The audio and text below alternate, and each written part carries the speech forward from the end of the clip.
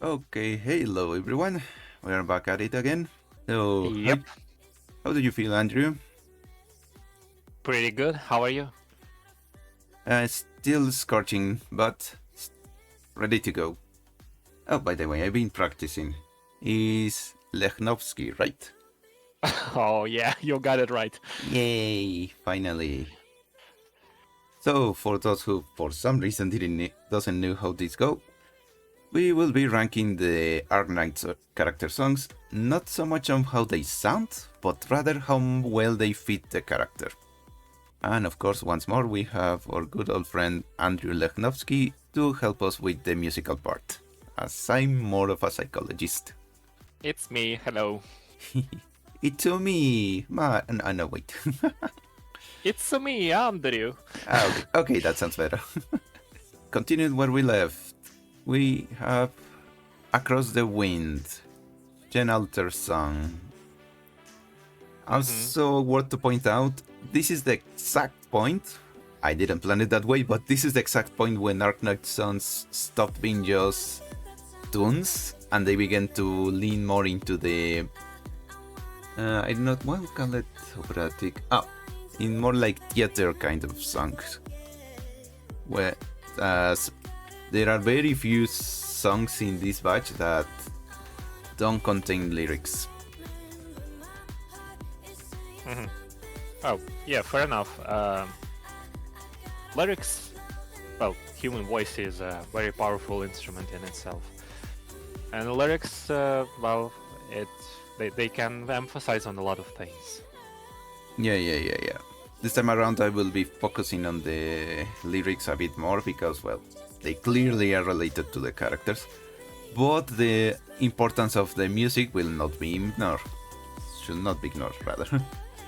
Of course. Well, additionally, humans are, more responsive to another human's voice. So it's only natural they, got out of their ways in order to include lyrics in most of those later songs. Yep. As a matter of fact, humans are wired to relate to other individuals when talking.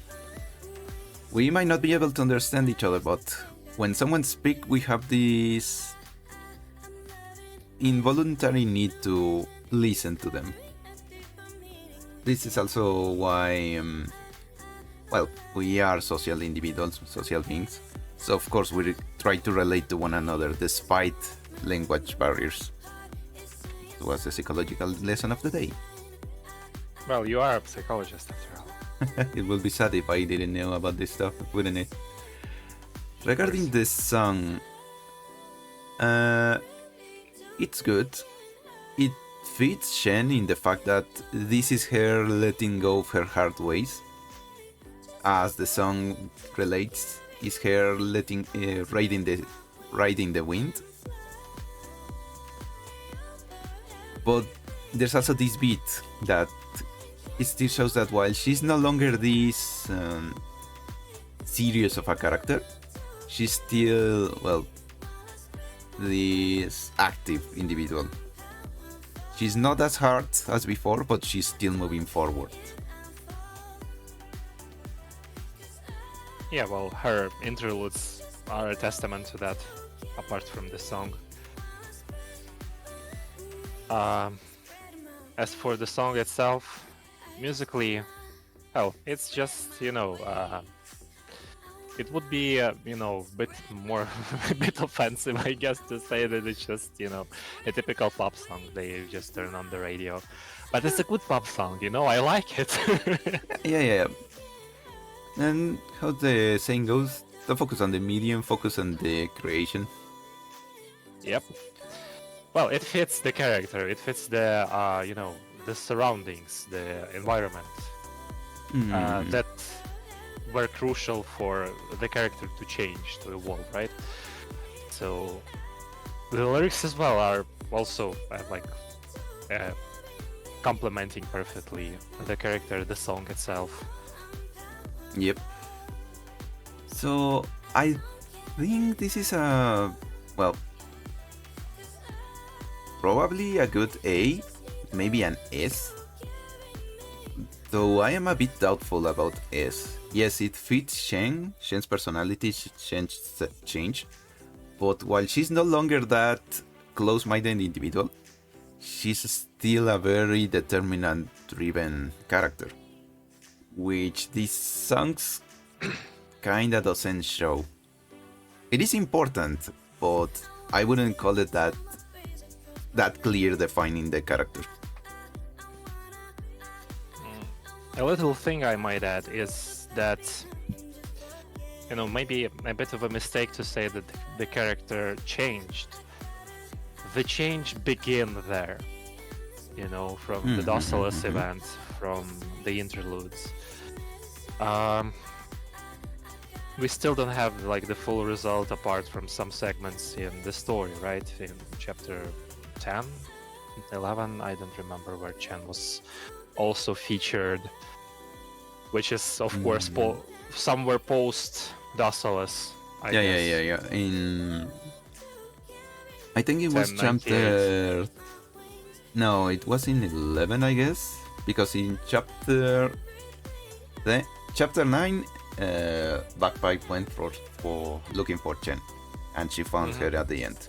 Chapter 10, they were mentioned that they were around the ruins of Victoria. And then it was in chapter 11 when they actually had an active role.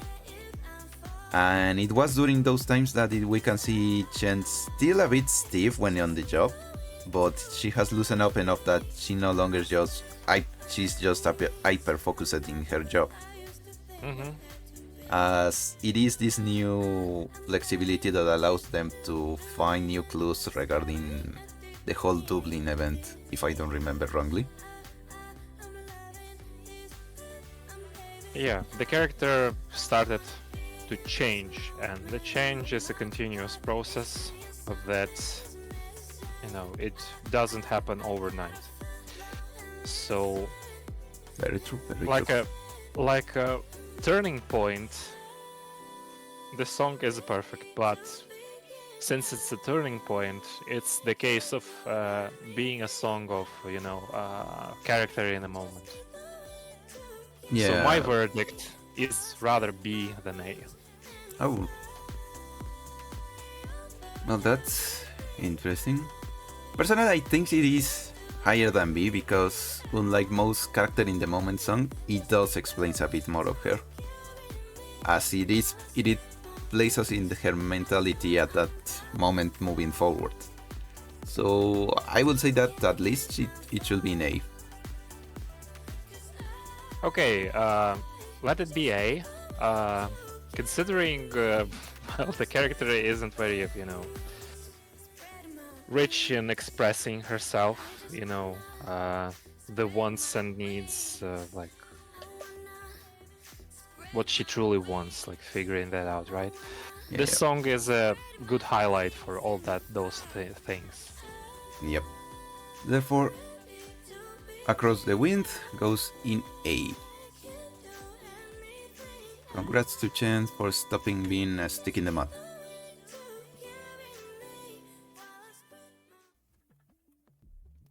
This is Y1K, Mizuki's team. Yeah, very peculiar one. This one fits him. I'm gonna say it from the get-go. It fits him way too much because of, well, Mizuki is this Eldritch abomination in a cute package. And the song is pretty much that.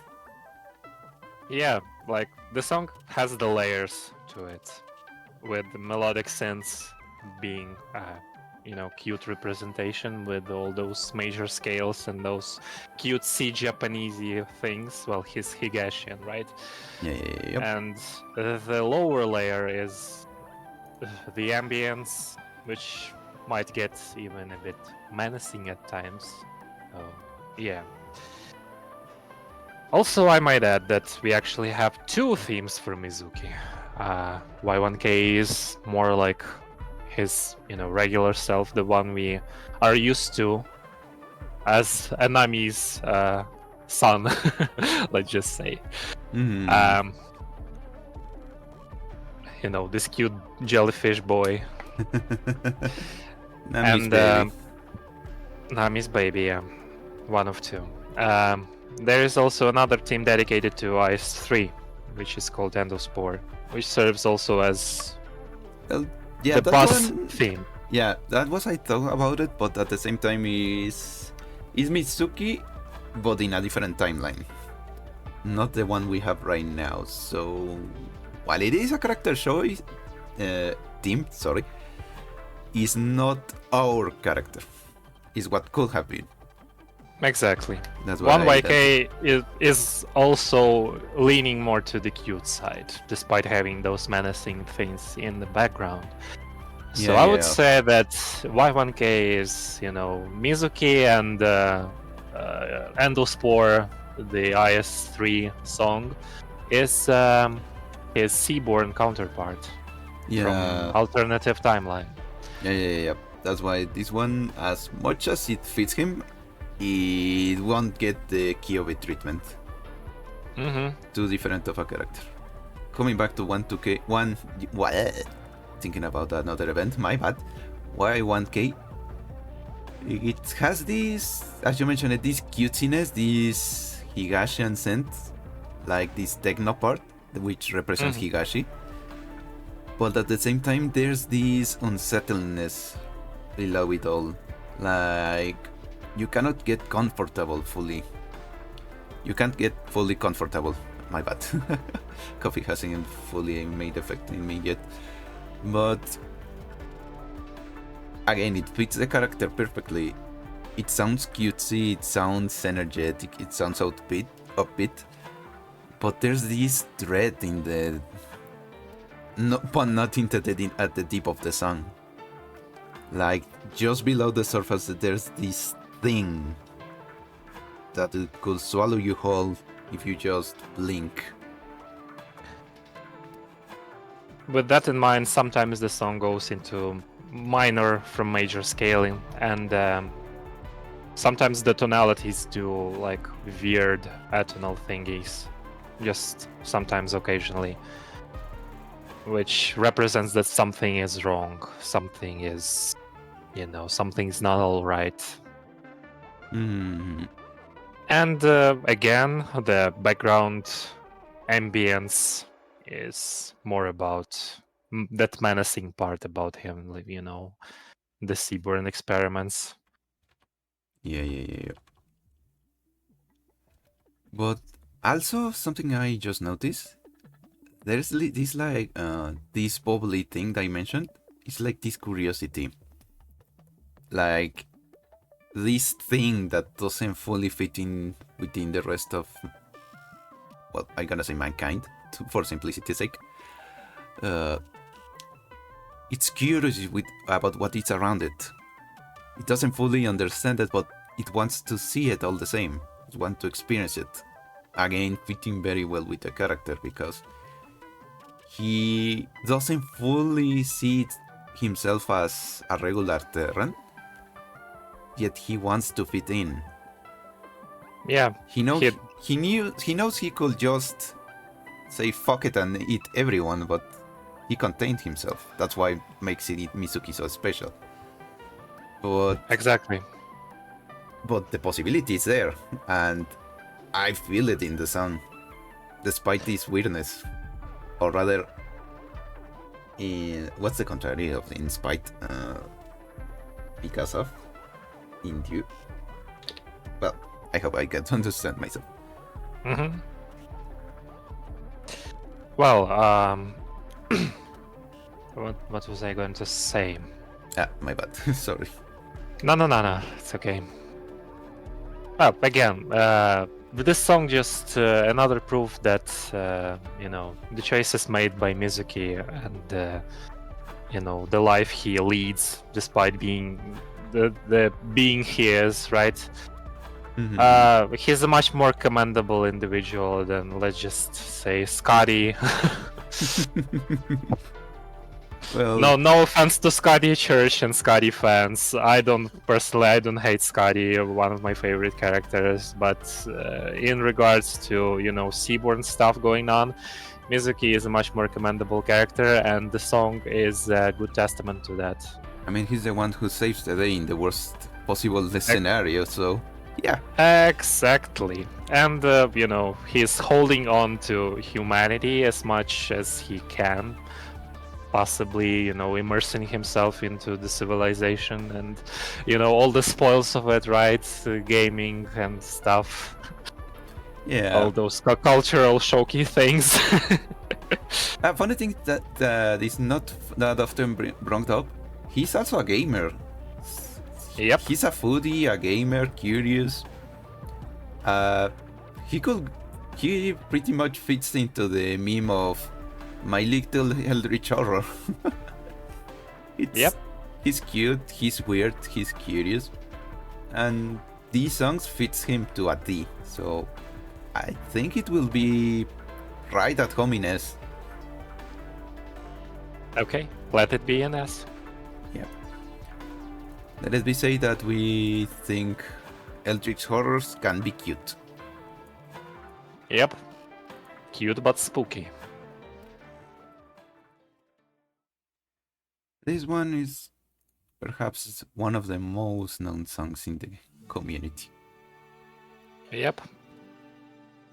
My favorite Disney-style song from Arknights, because they are hit or miss with Arknights, unfortunately. Yeah. I don't know what's the reason, but some are good, some are mistuned, especially in the case of the characters. But this one fits perfectly. Yeah. Little fact, which I also gonna use in my random info video. Just mention it. This song was written as Victoria's anthem. I think that's important. Why? While normally you will say, oh, it was meant for something else, so it doesn't fit the character. I say no, because I can't say her name. It was correct. Sylah. Okay. Sylah. Okay. Once more. In Sylah's case, she's all about loving her country. She fell out of love of military. But that doesn't mean she hates her country. She still pretty much loves being a Victorian. She still pretty much wants to save her country and her people. Which is she wouldn't be carrying the flag with her otherwise. Yeah, that's the whole point of chapter 9 with her. That she says F it to the military and just starts doing things her way in order to save as much people as she can. Which, well, it fits for her to have literally the anthem of her country as her song, because she embodies the virtues of Victoria. This song is very close to my heart for many personal reasons, so I am very biased about it. Oh. First of all, like I mentioned the previous time with Bagpipe Song, I really like those, homey things, that all about, home, loving, homeland, motherland, fatherland, however you call it. Mm-hmm. Those patriotic songs. Well, I'm not fond of patriotic songs in general, but this one, hits the spot. It's invokes some really, feelings, really personal, and yeah, this theme of loving the country is very relevant personally for me, but I don't know if I should delve into that, because again, bias. Sorry. Well, having said that, while it fits her very well thematically, it doesn't tell us much about her as a character. Even if we take it literally what it's sung, it explains to us about her love for her country. But that's about it. Of course, loving the country is a Isn't very a big personality. thing for her. Isn't a personality, yes.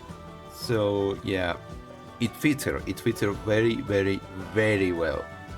And again, it's one of the most beautiful songs made by this music company that pretends to be a gaming one. But, Exactly. But as a character song, I don't know. I'm conflicted between A and B. Because again, great song. I freaking love it. But by the own metrics of this list, I don't think it should go that high. Yeah, I'm also conflicted between B and A. I want just because I'm biased, I want to put it into A, but Yeah, once we take our biases aside, I think it should be in B. And I didn't knew it will hurt that much to say that. it hurts. You know, it hurts, man. It hurts a lot. Okay, let it be in B. With heavy hearts, we put it into B.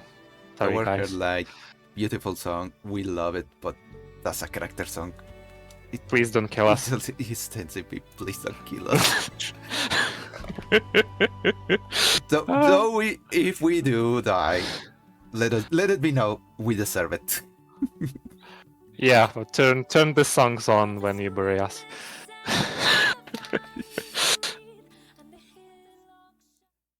Okay, this one caused kind of a movement because, yes, Arknights music was known for being so good, but when Radiant came out, it pretty much exploded in popularity.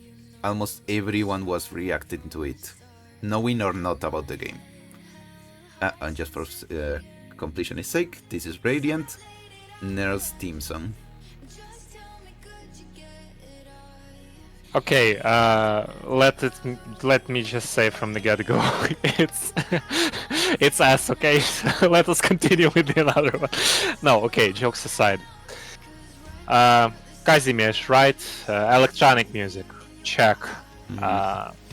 Which is kind of strange, you know, because Narl bloodline, Narl family was supposed to be, all about maintaining the old tradition, right?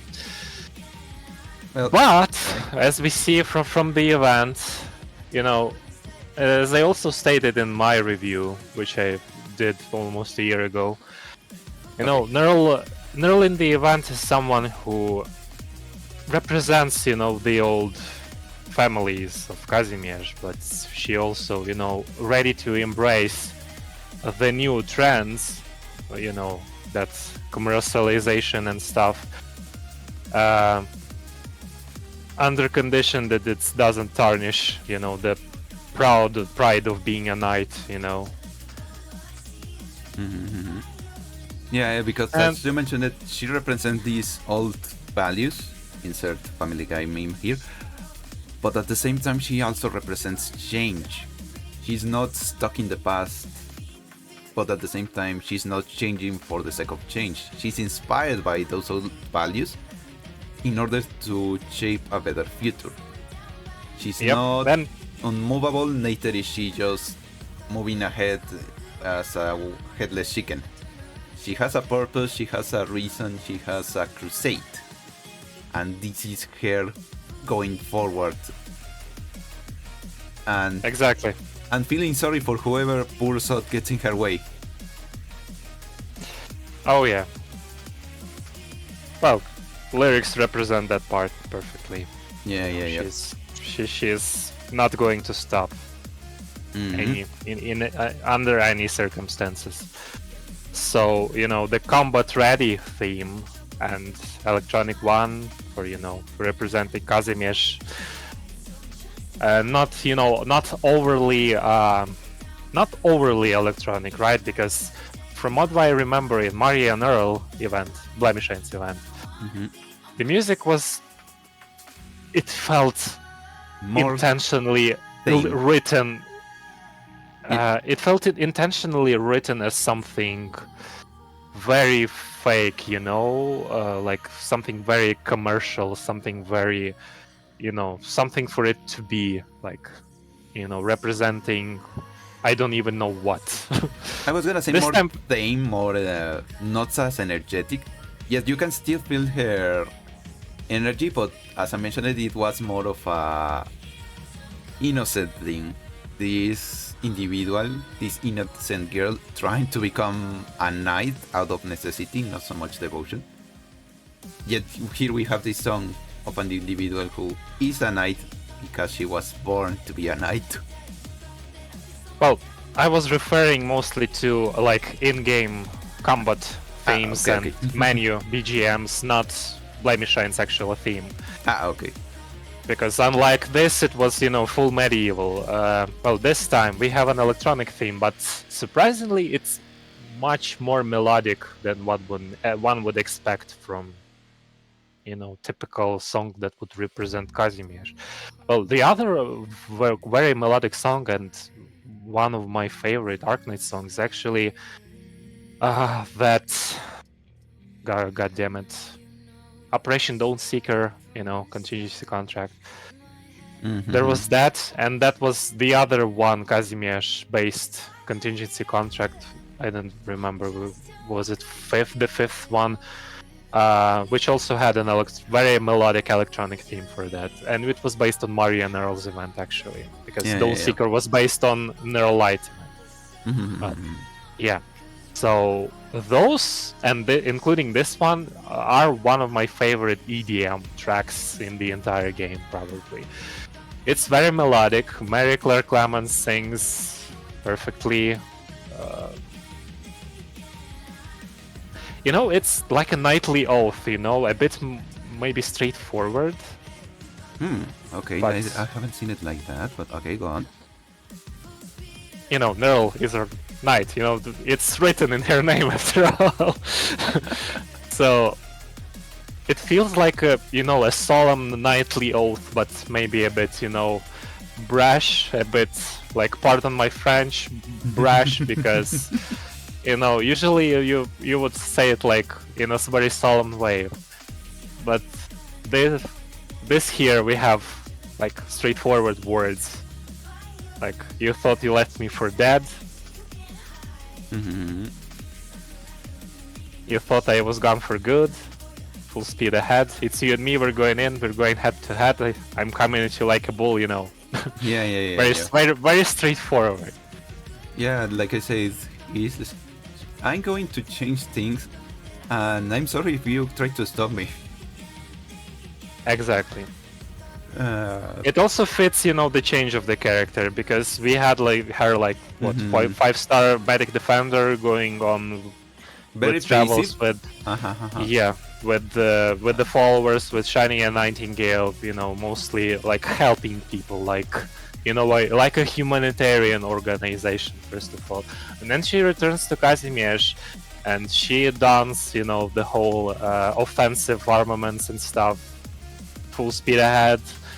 Dreadnought guard, attacks through damage, lights, camera action, and stuff like that. Yeah. Okay, those are the epithets that come to my head immediately when I try to think of the whole image. Side arts as well, very important. But yeah, she went from being this passive individual who was armored like a tank to now this spear. That's why they give her the sword spear, because she's the tip of the, how's it goes? Tip of the blade, tip of the spear. Tip of the spear. Thank you. I don't know how I found that out, but basically, she's this change. She's the point of the spear that's going to pierce through change. Makes me think of all things of Gundam. Gundam 00. By the end of the series, the main character shouts, slashing through the future. This is pretty much what Nels is doing. She's going to cut through all these decadence that's heaving down on Kazimierz and taking it to a new Radiant Age. But at the same time, and now that I say that, there's no arrogance in the song. She's going to change things, but she's not seeing herself as this messiah, this chosen one. No, she's just doing it because, well, it's her job as a knight. It's her duty as a knight. So, yeah, I think this song fits her well. But, again, it's a case of a song in the moment. So, Yeah. while it fits her greatly, and there's also some factors that are not included about her personality, her kindness, her patience. So I think it could go in A. I agree. What I also want to add is that Salud. thank you. This song is about character finding the resolve, finding the right mindset for action. You know, it took her time in order to, I guess, realize things and return to Kazimierz, and have something in mind, knowing what to do. So, again, a testament to this song being a character in the moment. Mm-hmm. But it expressed it so well that I think it deserves to be in A. A it is. Next one we have one that I'm surprised it didn't got sued by Michael Jackson. This is Hildeward. Gnosis team.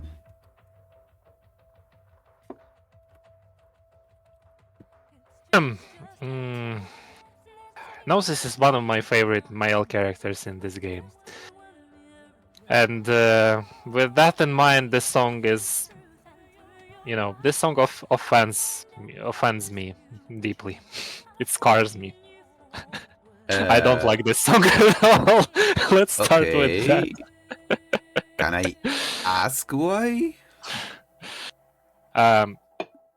Moreover, I think that songs written for the characters from Break the Ice event are mistuned for both of the characters, for Gnosis and Silver Edge.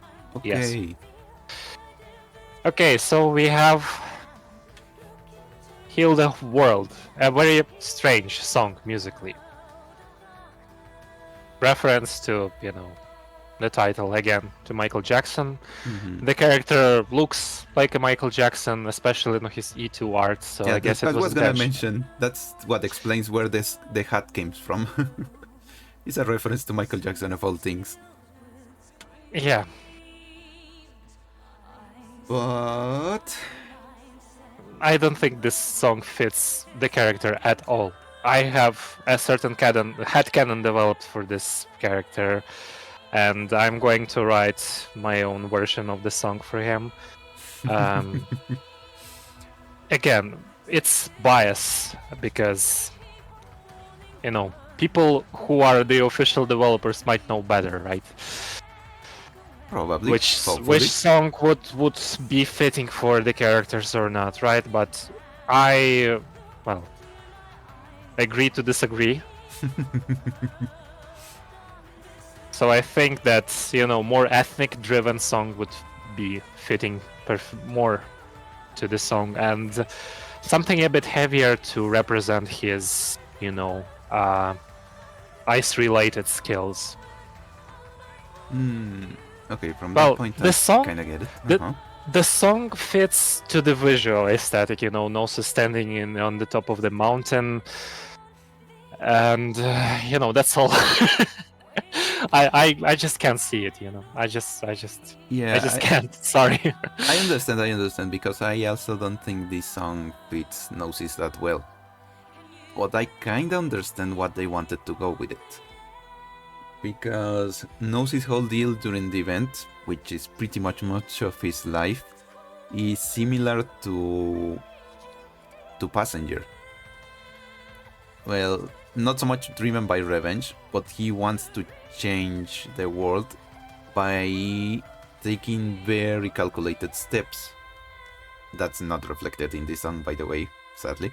Exactly. Not as well as Passenger, but it tells us of how about his drive, about how he wants to, well, heal the world. He wants to change this system in order to make a better one. Precisely in this part of the song is where you can actually feel a bit of Gnosis in the song. About his drive to do whatever it needs to be in order to complete this plan. It's when it gets a bit aggressive. Everything was like this calm, this subdued, and suddenly goes up.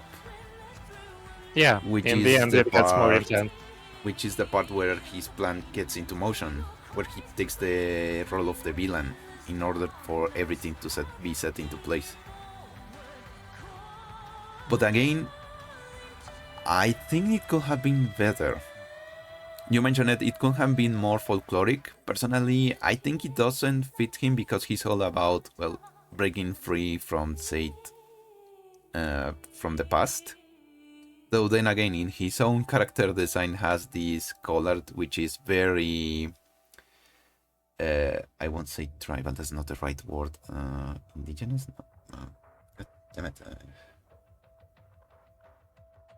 Folkloric? No. You know, that depends Related. on how you... I'm gonna go with related with Kierak. Meaning Um, that he does have some sort of religious bond with his clan, despite his claims of being all about improvement and change. But again, this song is a bit too soft for the character. exactly, and that's why I mentioned those heavier elements involved. So while I understand where they were going, I don't think it was that well implemented. So while I won't say it's a D, it definitely doesn't belong in B. I will say it goes in C. Definitely. Yep. I concur. They could have gone with something more like Moonwalker instead.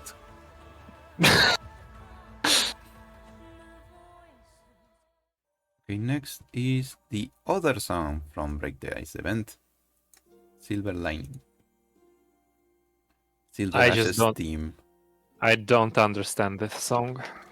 And here is where I'm gonna go contrary to you. I like this song. Okay. Not Beef.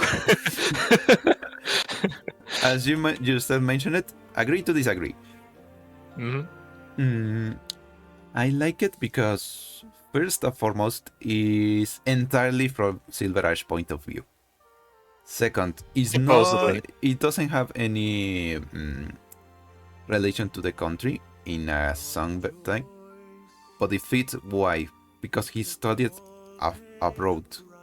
He studied in Victoria, so it makes sense that he has this more opera-like song, this almost Phantom of the Opera kind of performance, because he has this education from a different place. And regarding the song itself, I think it reflects well his drive. Like with Gnosis, it's all about taking this plan into motion.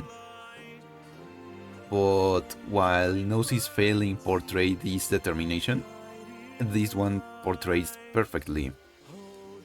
In a matter of fact, this song is not all that grandiose. Or, well, it is, but it's not focusing on that because there's also this sadness to it. He knows he's doing a lot of harm. He knows he's gonna cause a lot of people to suffer. But at the same time, he's going on not due to arrogance or petulance, not even pride.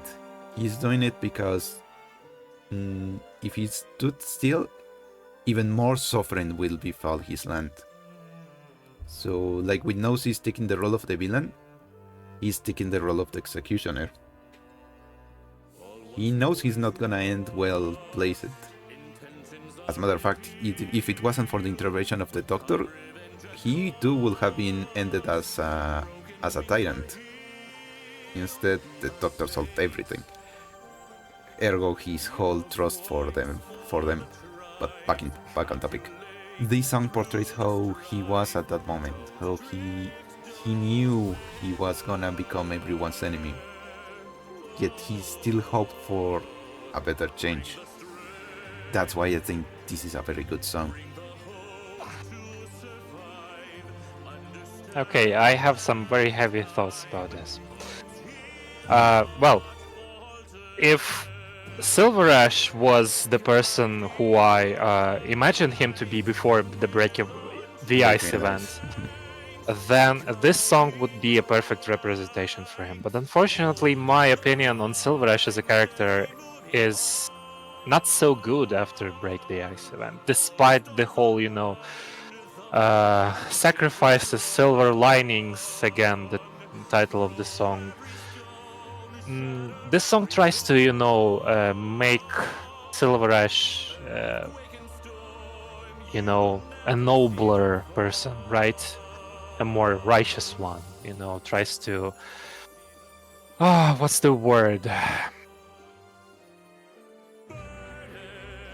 What's the word? I can't remember, unfortunately. Justify, yeah, that's the word. The song tries to justify Silver Ash. But the things you do, the things you do, whatever the cause, sacrifice, gaining some goals, whatever they noble they might be in the end, the damage is done, Well, it is portrayed with the relationships with Silver Ash family, the strange relationship between him and Praminix, Anya. Yeah. That's the brightest example. So I just don't see, understand, and hear the song as Silver Ash's true leitmotiv. Because even if you love the person, the character, you try to justify him, still the shitty things that the character, the person does, it's still the shit that character the person does. It represents, it speaks volume about the person, no matter what the cause or the gains were. So if we even discussed that with a very close person of mine, that humans are very flawed, so it goes with men especially, like they are all either like rapists, warmongers, liars, and stuff like that. It kind of goes with Silver Ash exactly. I can't justify him, even if Kierag is probably going to a better future after the events of the event. Yeah, forgive me for my tautology. the linguist is speaking here. Yeah, don't worry. I also used too much. And I forgot the word now. Redundancies. The redundancies. The tautology, we call that. There is a, that they have proper term for it, at least in my native language. Okay, I'm gonna remember that. Yeah. Tautology. Yeah. Okay. They're repeating the same word or the word with a similar root word in one sentence. Yeah, so it's forbidden. In my native language, that they would put us bad notes, bad marks for that alone. Yeah. Okay. with English, they were a bit more chill about it. With English and with German, surprisingly. Okay, linguistics aside, I don't feel this song for Silver Ash at all. And my opinion on Silver Ash is much more worse. I was, confident that I would make a song from me for Silver Ash, my vision. But I don't even know what kind of song I would write for him. I don't know. I'm not a great fan of Silver Ash anymore as a character. Well, apart from his, power and strength on the battlefield. Well, it's understandable considering everything. But, well, like I say, this song is sung, redundancy, by Silver Ash's point of view. And so I don't think it's so much that he's justifying, or at least the song is justifying his action, but rather, well, it's his own point of view. So of course he's gonna see himself as a good guy. As in Well, okay, good for him. Good for him. As in psychology, there's this point. Everybody sees themselves as the main character of their story. Ergo, everyone sees themselves as the hero.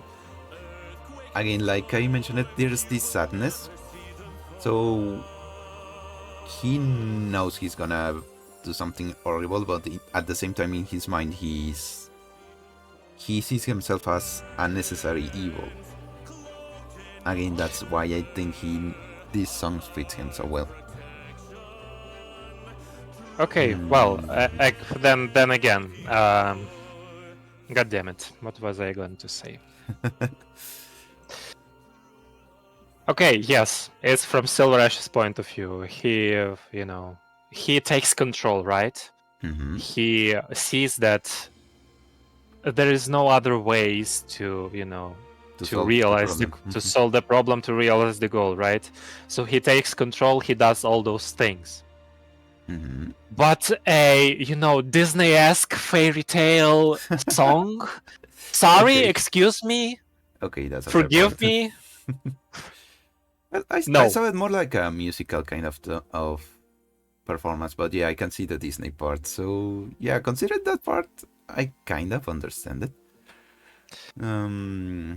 But at the end of the day, we are a bit of an impasse. So where should it go? From A, B, C, D, E, I choose no.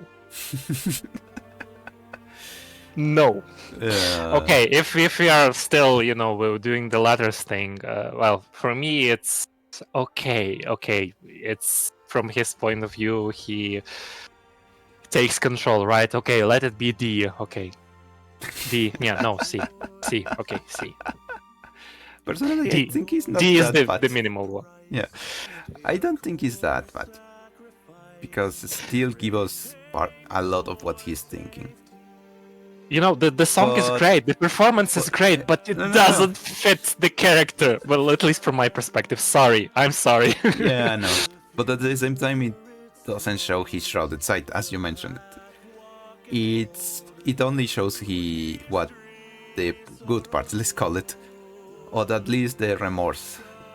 So I think B is a good place, because it shows a lot of the character, but at the same time it doesn't show everything.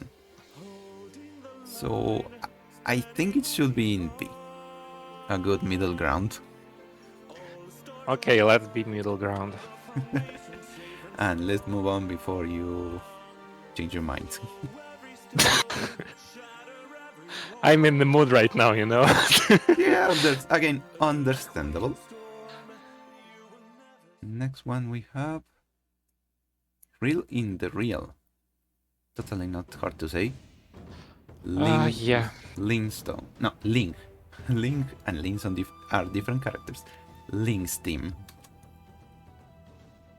And surprisingly, the very first of the three siblings to have a song, wasn't it? Or did Dusk get hers? Dusk and Neon group song, but I don't think it counts as the they got leitmotiv.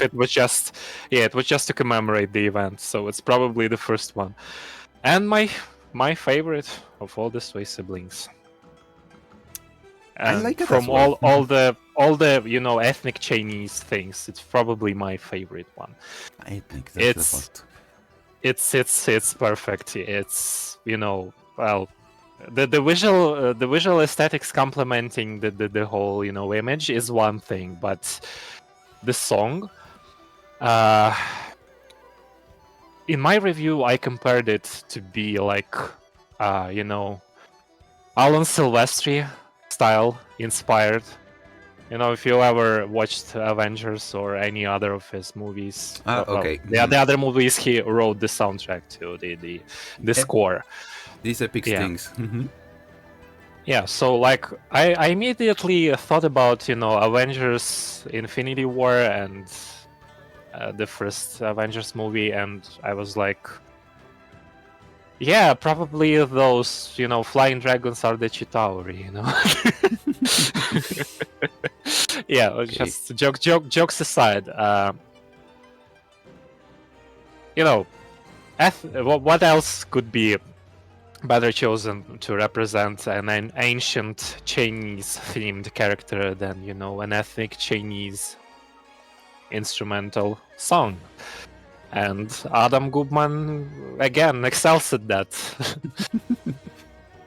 And yeah, so the tonalities change, the rhythm, the speed of the song sometimes stumbles and changes as well. There is no recurring theme for the song. Like, it's the melodies change. Well, there is one actually recurring theme, but it's in different tonalities. The main topic for Link's character in the event was, the question that every Sway sibling must go through, answering the question of who am I, that well, the answer on that question, well, it's their name. Yeah, I also like it. it depends, well, what the character is going to be, right? Answering to that question. For Sway siblings, like they were fragmented and they had to answer this question in order to have a semblance of identity, or to gain an identity at all. So yeah, it's perfect for the person of remaining oneself. If I remember, that's probably one of her passive skills, to remain oneself. Like, it's exactly what the name is. Like, she's one of the oldest siblings. She's the oldest sister, technically. I think she's even the oldest female member in the family, and remaining oneself in the ever-changing world, and still excelling at those things she chose for herself, and she answered the question of who she is. Very important. And the song represents it musically, with ever-changing tonalities, instruments, melodies, rhythms, speed stumbling. The visuals even change the seasons from winter to spring. Again, visuals complementing the song again. Yeah, I like it because it fits her, but personality-wise, is this like a... Oh, I don't have a better way to say it. Like a river. Sometimes it's like these rapids section, then it flows softly, almost drunk like stupor. This time it was intentional. And then again it goes into strength, but not so much uncontrollable strength, but more like managed strength, fitting with her role as a general in Jan. Well, no, adaptation, that's different. But back on topic. But yeah, it feels like it tells her story without having to go too much into details. Are more like explosions of energy, with this slow section in between that again fits the character. She has these periods of inactivity, of drunken stupor, but then she gets serious and then gets to get shit done. Yep, that's a really good perspective. But also there's this whimsical part, which I think it fits with her drunken master personality. Well, yeah, despite she is, being the oldest one, she's very wise, and very knowledgeable in how to use words, she speaks very old school, right? She's very still wise, very, very whimsical, very, happy-go-lucky, I would even say, with her alcoholism, especially. Yeah, but unlike Nyan, that it's all about trying to change destiny, she's more about going with the flow. Well, that's why you compared the song to a To a stream rave. of... Yeah. And, well, yeah, the instruments fits her perfectly theme-wise. And Considering personally, we have a bit more modern take with you know, Shu, it's, you know, perfect that I Adam have my Goodman thoughts did. about Shu's song, but again, that will come when time comes. Yeah, the time will come for that later, but you know, it's very good that they decided to go a bit more old school route, like with Chongyue. Mm-hmm. And also something I was forgetting to mention, the name of the song, Real on the Real, is, well, the thing about Ling is that her powers are dream related. People say, oh, she can change reality. No, she can change reality in her dreams. It depends on her dreams. Almost like Merlin. If we go into Asian folklore and mysticism, dream mages are considered one of the strongest, so it fits her perfectly. But back on topic. That relates very well with the title, because yes, she has all this power in the dream realm, yet she still decides to go into the waking world. She's reeling in the real. Well, unfortunately, the booze cannot replenish itself, so yeah, of course she has to go to the real world. She has to touch the grass sometimes and replenish her booze, so yeah. Okay. Well, have you seen the trailer? That's exactly what happened there. She saw the booze. She runs out of booze and like... She runs out of booze and she has to go back to reality. Yeah. So yeah, I think this song deserves the spot. It's definitely one-to-one with Ling. Without saying a single word. Yep. Yeah. This was interesting. Yeah. Because I didn't like the song at first, by the way. but then I liked it a lot. When I listened to it. That's very in line with Lee. This is And Yet It Wanes, Lee's theme. And again, just as Andrew mentioned it, it's very deceiving. You think it's one thing at first, but then you hear it again and it changes perception just as much as Lee as a character. Well, yeah, fitting for a person who must, you know, socialize with people because of his detective work, you know, and stuff. Yeah. But so he pretty much knows all the high people in the city, so he's deceptively connected, which again fits with the song. Yep. Because it has this low energy kind of front, like he's almost like a jazz. But then the energy keeps on the background, suddenly appearing, suddenly going down, and it becomes more like a swing. I don't exactly know the name of the type of music, but it goes around in this sweet flip-floppy kind of way, which again fits the character pretty well. Yeah, it's funky. It's funky, all right. Okay. Oh yeah.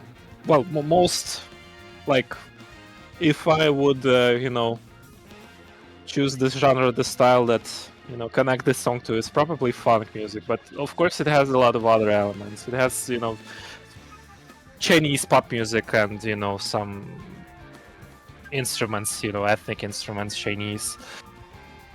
Again, fitting to the character from Yan.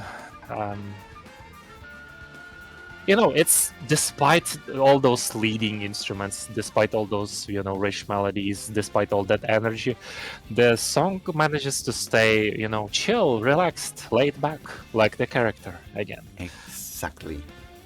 This is all... You're not entirely sure if it's the personality, a front, an act, but it's just calm to be in, despite how energetic it is, as you pretty well mentioned it. And then it has these very low moments whistling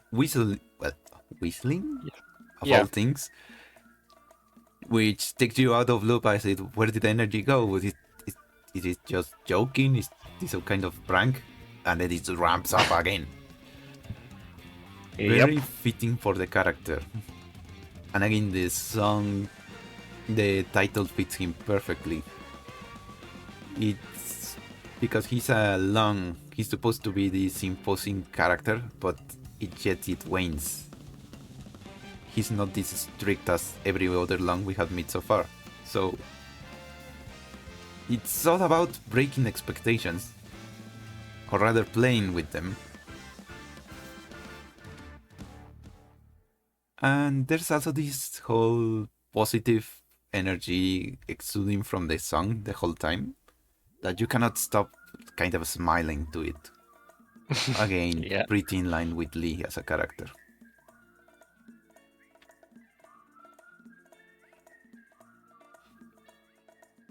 Okay, that's an A.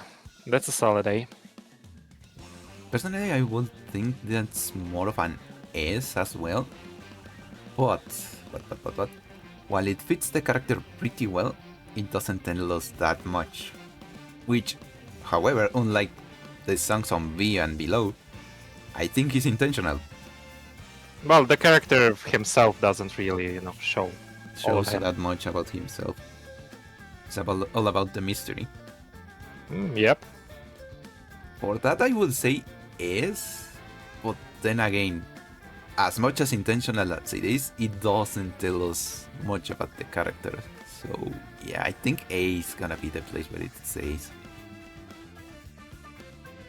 Yep. So he goes in A. Good to know that even in song form, he's still a top act in this regard.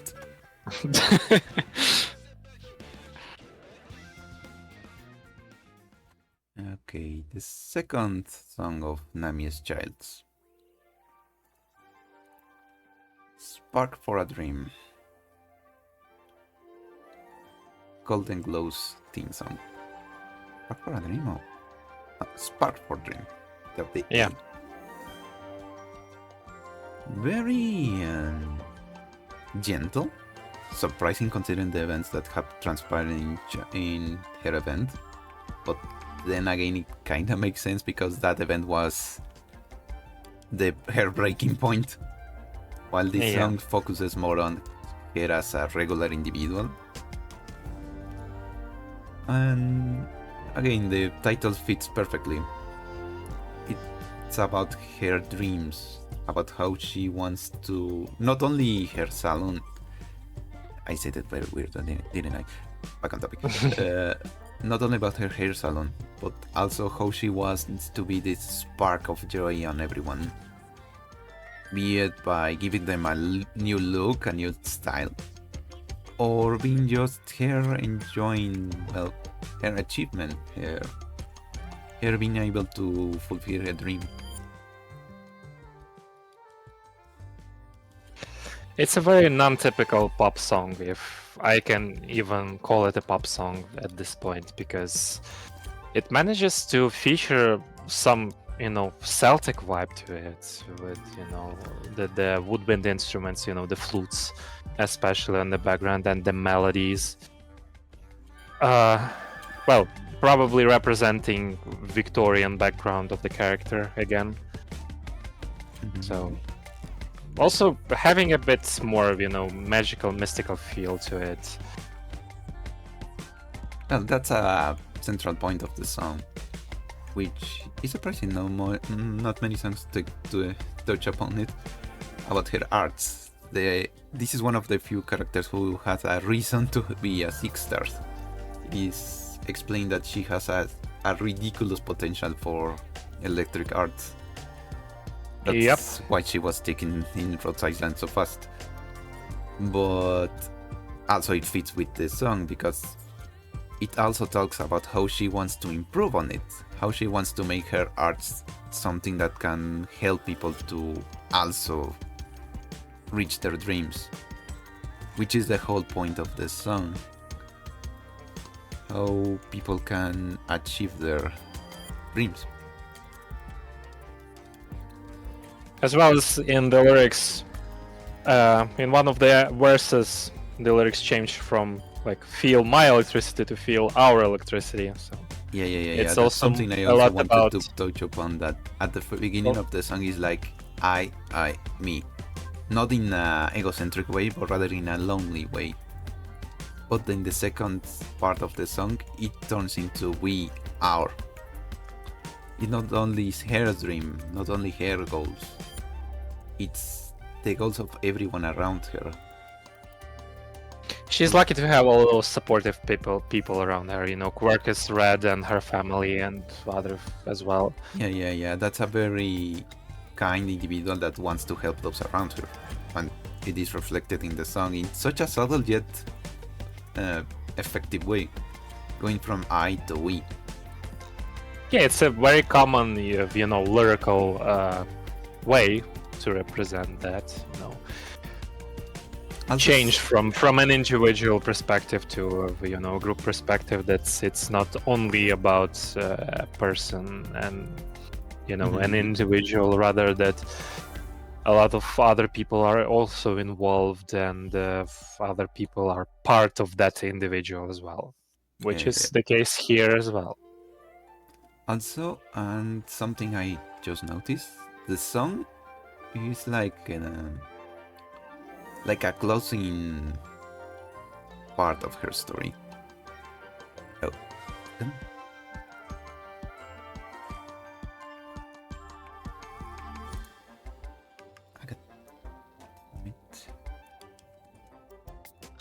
I swear.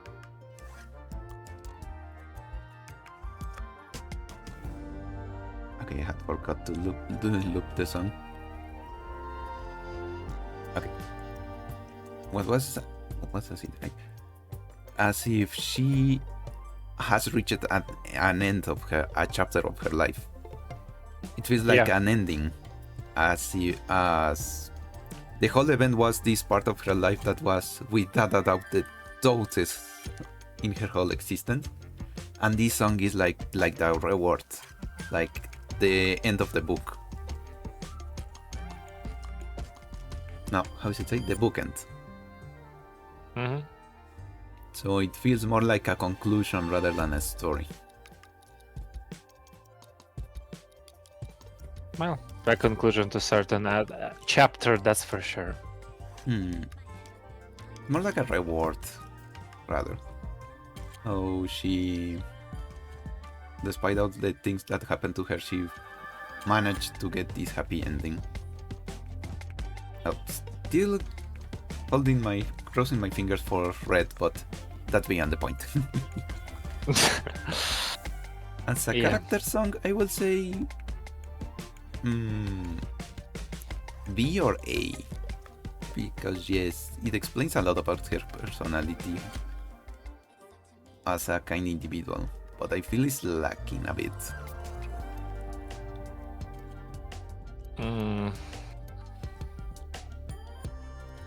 Lacking, you say?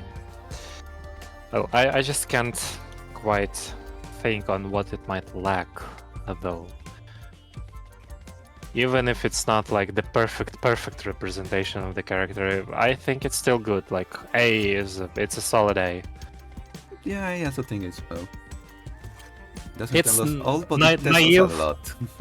It's naive as it can get, Yeah, I think that's also very fitting for the character. Yeah. So, Nami's second baby goes in A. Next, one of the most somber songs in the whole playlist. This is Hellagur's theme song. Proshanie. Yes, I practiced it before saying that. For personal reasons, it's a very difficult and heavy song for me to grasp. Understandable. But I'll try my best. Well, if it is any consolation, at least the song is not so much about pride, homeland, or whatever, but so much about someone who's tired about those sort of things. That's the thought. That's actually the thought that helps me to at least trying to grasp the song a bit better from a perspective of a person rather than some entities or I don't know. Okay, so yeah, trying to try not to think about other things. Let's just say it like that. Musically, it reminds me of those old songs that were written for Soviet Union films about war. There were films like Only Old Men Are Going Into Battle or The Dawns Here Are Quiet. Those old Soviet films. It reminds me of that there were some fragments that the characters were singing songs as well. So that reminds me of that. Yeah. It's as for, but well, at least I see it in that light. But at the same time, from someone who just tired of it. Of course, he's tired of it. He has 40 years of combat experience. It's no joke. Yeah, I no doubt he has seen some shit, especially in Ursus. He has seen a lot of shit. Believe me. I mean, from the song itself, you can feel the tiredness. You can feel that someone that's just one bad event from saying "fuck it all." You can feel that the person is tired of fighting for the sake of fighting, but he's ready to fight for the people he lost, for the memories of the people he lost, for the people he values right now at this moment, especially the children he takes care of. Exactly. There is this tiredness to it, but at the same time, there is determination. He's tired. But that doesn't mean he's not gonna keep swinging his sword for what he believes. He's very solemn. It's a bit harder to... how to say? I wasn't relate to place to explain. Because it's like sad, but at the same time it's kinda trying to cheer you up. Well, the last passage. That's the word. That's the one thing I want. The word I was looking for. It's very contradictive. Well, we have the last passages which are a bit more, comes as a consolation for Hellagur himself, comes as, a reminder for what he's fighting for, a reminder that, the people he lost, the memories, manifested, as, guardian angels. Let's just say, let me just keep stumbling upon the nonsense I speak of, trying to, emerge some kind of image out of it. Don't worry, you actually know about music. I have no idea what I'm talking about, so at least your rambling has sense. Well, music is music, but thinking overall about the imagery is another thing. It may or may not be connected with having a musical background or not. So again, we are concentrating more on the lyrics because we have actually an abundance of them in these songs. So the last passages I've just. The image of guardian angel of someone he's lost. I mean Hellagur lost. Yes. A lot of people protecting Hellagur. Your gaze keeps me safe, but the sword in my hand heralds my fate. Mm-hmm. Something like that. I won't forget these years, but I've chosen healing, peace, and quiet. Yeah. It's a testament that's all wars, all conflicts are essentially, useless. They are fabricated. They are only for gains. They are only for personal gains. They are not for a betterment of mankind. They are not the progress of mankind in any way, despite some claims. I don't know. Yeah, maybe perhaps some technology, some breakthroughs are made because of warfare and people conflicting with each other. But you can conflict with each other without killing each other. That's the contradiction, I guess. Okay, Yeah, well, that's all. personal things aside, this song is a perfect representation of a character in a very long moment. This thing that he's tired. Well, he goes on and on and on and on, and it will keep. The problem is it will keep going on because, again, he chose to fight still. But Yeah, that's the thing. Like I mentioned, it's paradoxical because he's this talented individual that has been through so much battle, but at the same time he's still willing to fight. Because yes, as you mentioned, wars might be pointless, but fighting on itself, fighting for someone, it's not so worthless. Again, paradoxical. As for the character himself, I will say, yeah, it fits him perfectly. This solemnness, his sorrow, yet his hope. It fits the character perfectly, so I will say it's an S. Despite everything. Despite everything, again, like I said, well, musically, it reminds me of those old Soviet movies about World War II. So it's, a match made in heaven again. But for, for obvious reasons, I apologize for making you feel that. Yeah, it's okay, it's okay. Okay, coming up next, something more spicy. Eternal Flame. Yeah, one of my all-time favorites. Okay, let me be biased here. It says. Let's move on. Let's move on. Yeah, go on. Go on. Okay, I'm very happy that the resident rock man metalhead Obadiah Brown Beach made this song. With the involvement of Forts, with Mary Claire Clemens, the one who sang on Radiant. So it's a bit different, genre and style than she was, involved in, and surely it's a bit different style and genre that overall Fort's music is all about. By the way, amazing band, amazing duo, I would say. So yeah, feel free to check them out. A message for our viewers. Okay. Again, one of the most symbolic songs we have here. Musically, it has all those up and downs, Phoenix burning to dust and resurrecting from the ashes, which is also highlighted in the lyrics, the whole image for Phoenix imagery. And parts of the lyrics are also about, relationships between Fiammetta and Mostima and Lemmion. Exactly. That's the part I wanted to touch upon.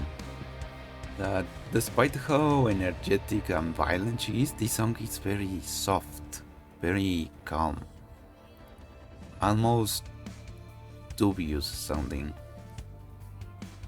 Which it makes sense when you understand where Fiammetta comes from. She's from Laterano, a place where she doesn't fully fit because of her lack of a halo, but at the same time, she thought she could at least trust. I swear I can English. She could trust those around her because, well, they can understand each other with ease, so it will be harder for them to betray them. And then Adonai happened. Now she's in this point where she doesn't know what to do. Should she just keep trusting on everyone? Should she just keep marching on? Should she just focus on her mission? There's this she's not entirely sure what is supposed to do now. Hypergriff, if you hear this, please don't add Anduin as a playable character, because he will turn from his supposed archetype into baiter, taunter, defender. He will be a meat shield. I will use. Okay, jokes aside, Ando douche, Ando schmuck aside. However, I hate that douche, and I'm very sympathetic with Fiametta. I'm very sympathetic with all that thing involving Mostima and Lemion happened. Yeah. I probably will never be able to justify Anduin despite all those things trying to redeem him, right? Technically, even the game itself doesn't, because when he reaches Lamuen, she's like, I fully understand what you did, because of the whole Sancta thing. But if you come again, I will shoot you. Like, I understand you, but you are dead to me. Yeah. So yeah, even for Sancta standards, what he did was pretty scummy. Which again, it shows in the song how much this hurt Fiametta. Because again, she wasn't around when everything happened, so she feels responsible for it. I know that this pain is. Yeah, I know that this pain is probably unbearable, which is represented in those more, energetic parts. In those energetic parts, yeah. But also there's this underlying determination. Of course. Like, okay, she was hurt, she's in doubt, she's not sure what she's supposed to do, but she keeps moving forward. Maybe it's what's the word?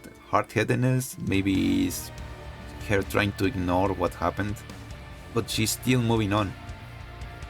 Well, she's a phoenix after all, reviving from the ashes. What they do. Also, what I might add here, probably you mentioned that already, the religious piety, because she is from Laterano. Mm-hmm. Which is surprising because it's the only Lateranian character without a synth to her song. Or at least not that prevalent. Yeah, it will it should have been, an electronic with the choirs and organ, right? Like we had Anduin's boss theme, like we had Executors, like we have the BGM from guiding ahead. Yeah, even Arturia, even Virtuosa had that. Yeah, which also fits with the whole character, because she's of Laterano, but she's not a Sancta, so there's no connection. I guess this electronic part is what that represents that empathetic link, the connection, the what the law made them. But considering Fiametta is a Liberi, despite being, promoted to Apostolic God Knight, from what I heard at least, the first non-Sancta one. She was allowed to get that high, but it was her own guild what made her not took that path. So she still has her grandpa pushing her to become one. Yeah. And I don't know, alters are a thing, so it wouldn't surprise me if she does become a knight in the future. Yeah, she deserves that. Well, maybe she manages to forgive herself. Yeah, I would hope. I would hope she does. She has a lot to walk through. Oh yeah. As for the song itself, as you might have seen for all the things we said, these songs fits her a lot. That's how she feels, how she's in the moment, as well as how she's going through the future. So I will say that's an S as well.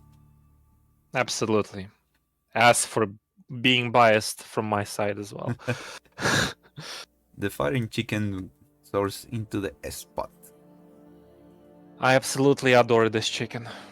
I absolutely feel this chicken. In an emotional sense, right?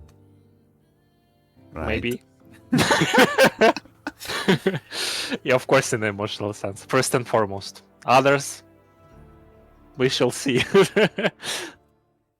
This one I love a lot.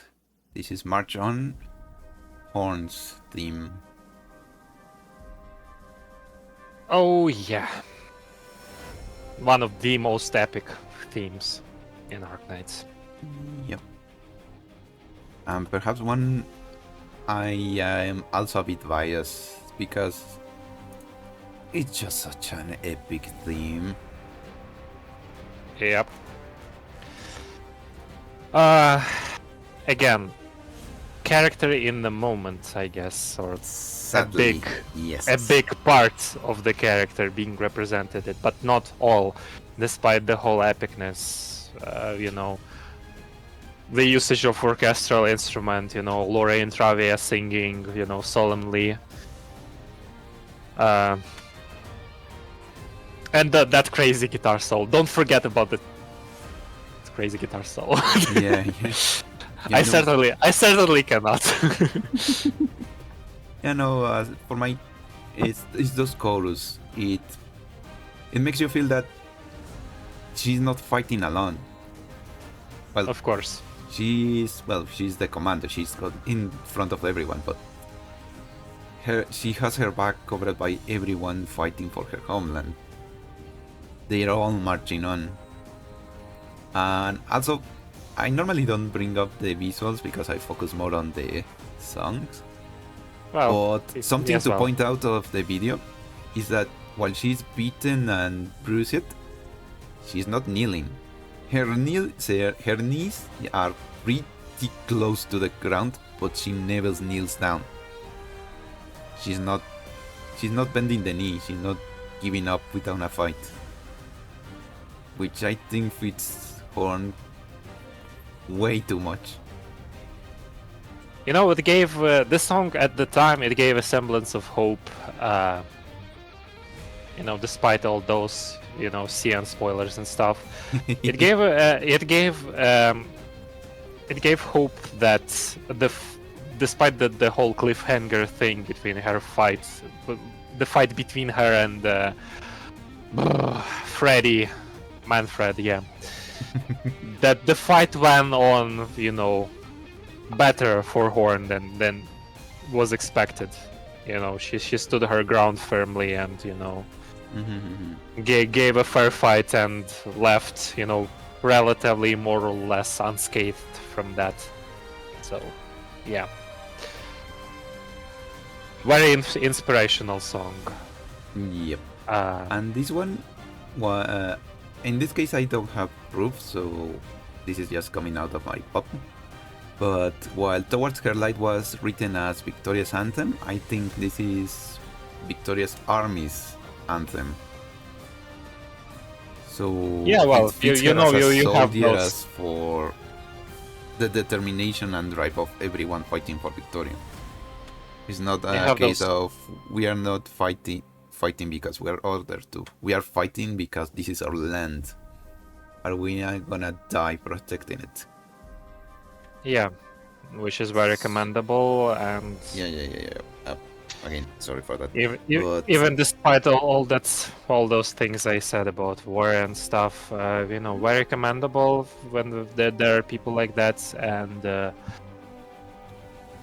well, yeah, countries have like a national anthem, and they have, you know, songs more fitted to an army. Like even in my country, there are, you know, like an unofficial anthem of the army, you know, which was sang even 100 years ago for the previous incarnation of, you know, the national army and stuff. So yeah, which is, you know, pretty fitting when we had, you know, Silach, the ceremonial barrier oh, god damn it, I swear I can English as well.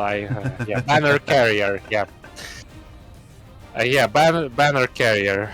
Then we have like a more, you know, military person who is more involved in combat. So yeah, a national anthem and a military anthem. Pretty fitting. Mm-hmm. So like he's it could be considered to be the shield, while Horn is the sword. I don't consider any considering the roles are reversed, but back on topic. Having said all of that, I think this also belongs in B. As epic as it is, it's another case of a song in the moment. B for bias. B for bias, yep. Alright.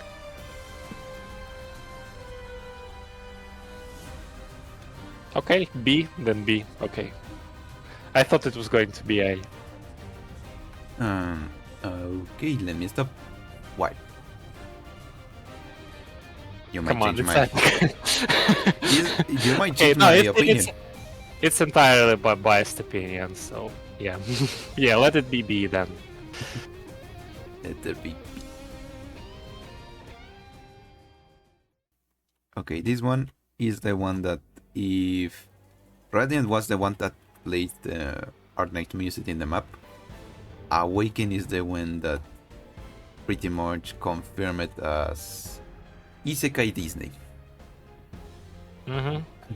This is Awaken Spectre, the Spectre Alter theme. My second favorite Disney-esque theme. Yeah, I suppose that was gonna be the case. Yeah. Well, Towards Her Light is still my favorite, so this makes this the second one. It's still they were experimenting at that times. It's an orchestral piece. It's full of Disney stuff going on there, but it's also a sea shanty, which is amazing. Again. Very unexpected. It's like if instead of Ariel going for the prince, he just raised an army and went to wage war against another underwater kingdom. Mm-hmm. Okay, that sounds way better than what Disney made. Yeah. Which is ironic because it came out just about around the corner of the remake of The Little Mermaid. I remember some people mentioned that this is what Disney should have made. Yeah, when the one song is better than the whole movie. Okay, back to the topic. I think it fits Spectre a shit ton. Yes. There's this energy. I don't argue. There's this energy to it, but also this playfulness to it. Just like the video that revealed her form. There's this kind of violence, but at the same time this whimsical part to her. She can be just as a delicate lady that just likes to make statues and dance around, and then turned into this vicious fighter that just turns her enemies to shreds. Yeah. And she enjoys the hell out of every single moment of both things. And that's her true self, and this song is a lot about her being happy about, reawakening that side of her, returning back to it, while, being aware of that, duality that's going on with her. Yeah. On every side, she has split personality, and she is both a seaborn hybrid and an infected. So, and yet she rolls with it. Just as she says. She rolls with it, yeah. She's different. She builds statues, but she's also a very capable fighter, so... Yeah, what the heck? Also the fact that she's the only member of the Abyssal Hunters who has a codename. Which is important because all the other members remained with her real names because they want to still have this sense of belonging to Aegir. They don't want to renounce to it. She on her end is just like, I don't give a damn. Call me whatever you want. Yep. And this section,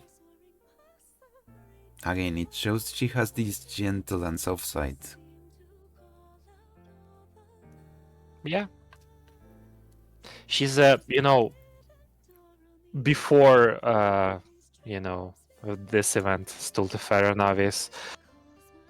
Well, everybody, of course, they liked the heck out of Spectre, even being, insane nun type of archetype, But I mean, send none too badass, Capitan. yeah, but when she was revealed, as her true self, let's just say it, that there is so much depth into the character. Yeah. And I Depth, just have to give props no to... pun intended. Depth. It can be as intended. I think this character fits more than anyone. And like I said, I really have to give props to Holy Sedilos.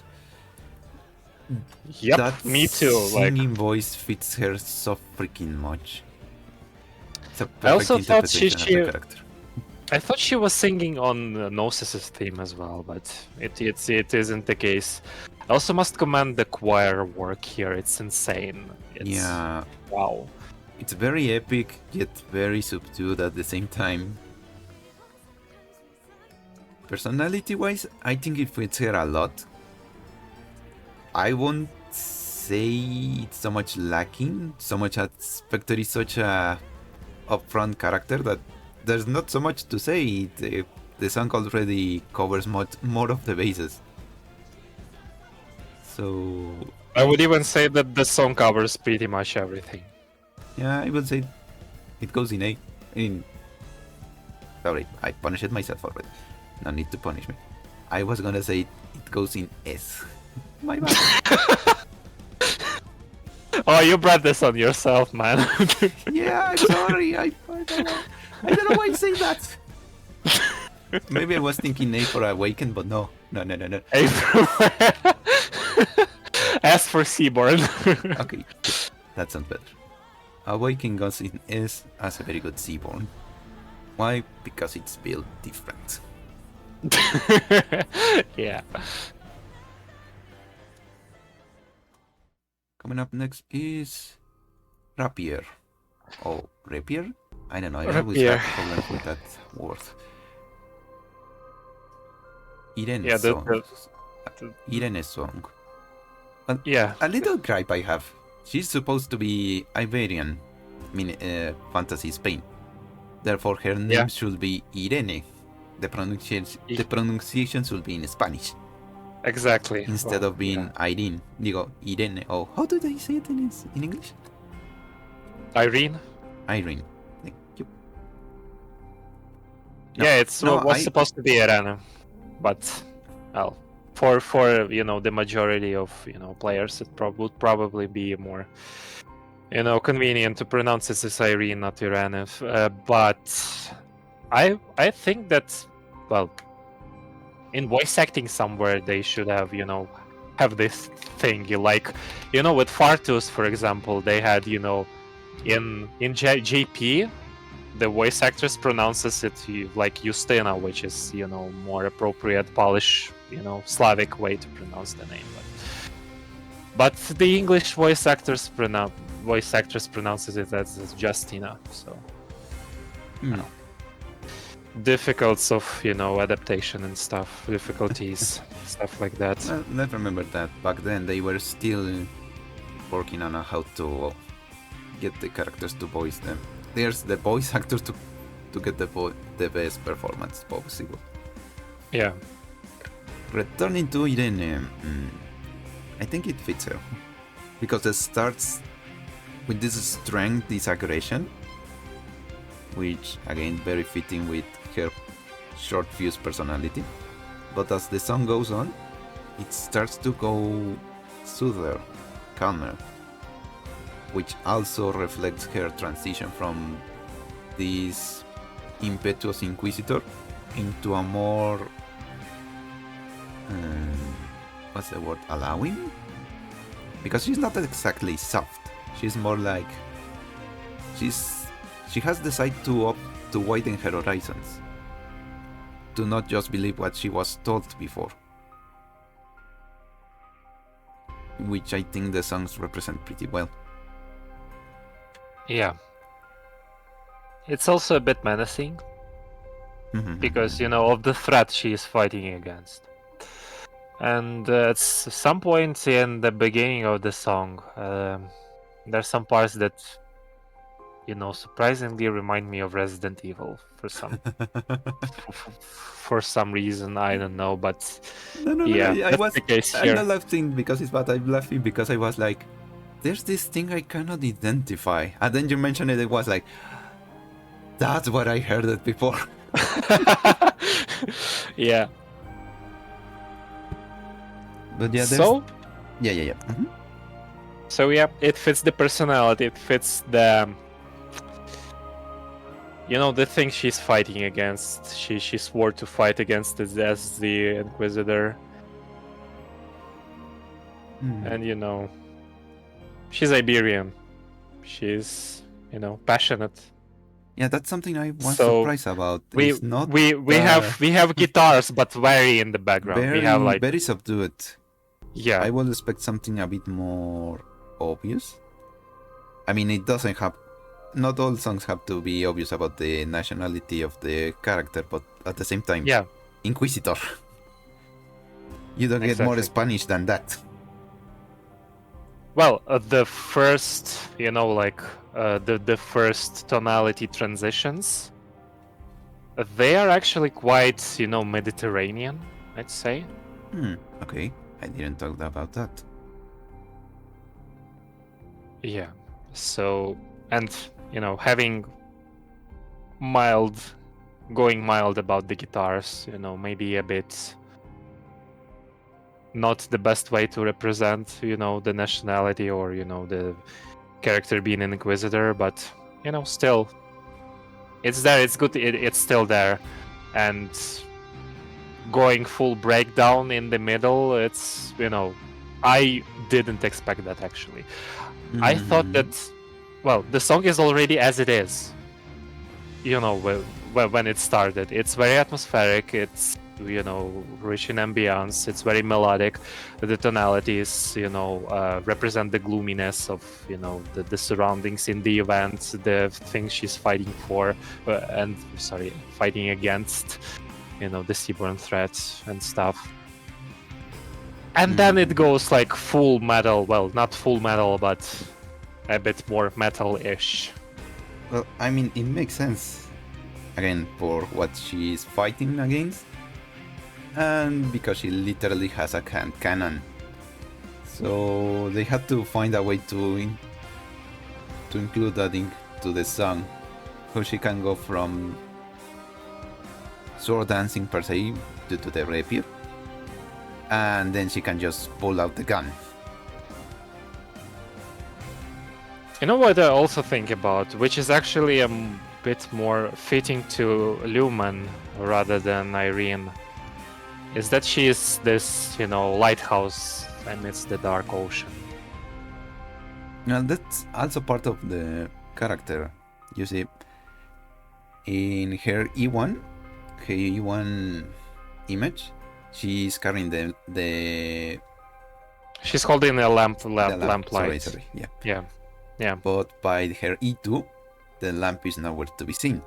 But if you see around the character design, there's the silhouette of a lamp, implying that she no longer depends on the light of others. She has become the light. Well, not the Not as direct as, let's say, Narl and her family, but she's no longer someone who depends on the instruction of others. She has her own drive and perception to see things through.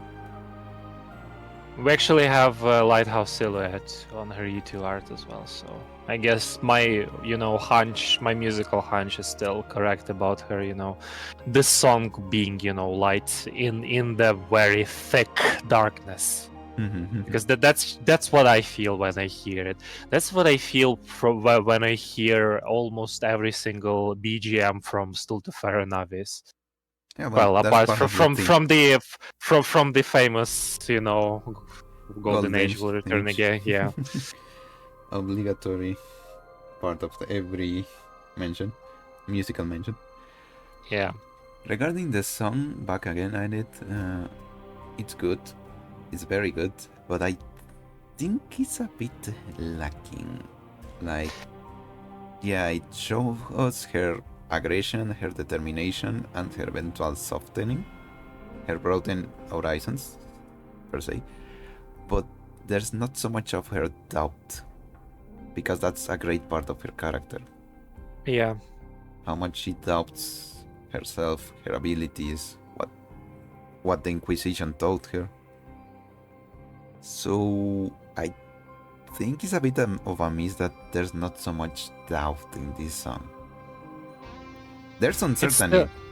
For example, this part is a bit uncertain, but it's not so much doubtful.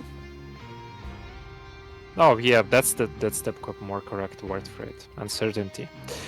Okay. So I will say A, maybe. A. That's a solid A that was a given from the get-go. Okay. So Rapier goes in A. I'm sorry I have to say this. As a very good bottom, she goes below Spectre. God damn it, Blob, why? Because I can. It's my show, I can do the jokes I want. Okay, legit. And closing up the Stultifera and Abyss trilogy. This bluish light. I forgot his name. Jordi's team. Lumen. Lumen. Yeah, Jordi's. Mm-hmm. You know, while it's not actually being a love song, that's actually how I would write a love song for someone. As a matter of fact, I think it's most of a love song. Or at the very least it was written like one. Yeah, it's like a pop ballad, something like that. A romantic song. Yeah, it's amazing, you know, that the lighthouse imagery we have here, it's, you know, very good spiritual beacon serving like thing. You know, which is the theme for the character, because from what I remember, isn't he like the lighthouse keeper? Okay, yeah, no, he's the son of the lighthouse keepers. But yeah, it fits. Yeah. It's written like a love song that's legit, because, you know, it could be placed in not so much from Lumen's point of view, but rather from his parents. I feel like there's this relationship between his parents and him, but at the same time I'm not entirely sure from whose point of view. Is it the parents singing their hopes and dreams for their son, or their son wanted to catch up to them? I think that's from you know, Jordi's perspective completely. It could be intentional as well, as to leave it to be interpreted for those listening. I guess. Well, we have like a lot of interpret too, which wasn't even, you know, mentioned in the event itself. You know, I don't remember him having, you know, some romantic involvement with someone else. As a matter of fact, no. Well, our Arknights, you know, tends to... People love to ship him with Eden, but yeah, they have very few lines with one another. So people I won't deny to ship everyone. I won't deny they have nice chemistry. Now, this chemistry doesn't equal romantic relationship. They have good chemistry. And chemistry, physics, algebra, geometry, and all other subjects from school program. Okay. Back on that aside, yeah. I don't think this song fits him that much, though. It's a beautiful song, romantic ballad, like you said, out of everything, but it doesn't tell us anything about him. I see the theme surrounding the lighthouse. Again, as you mentioned it was kind of part of the whole event.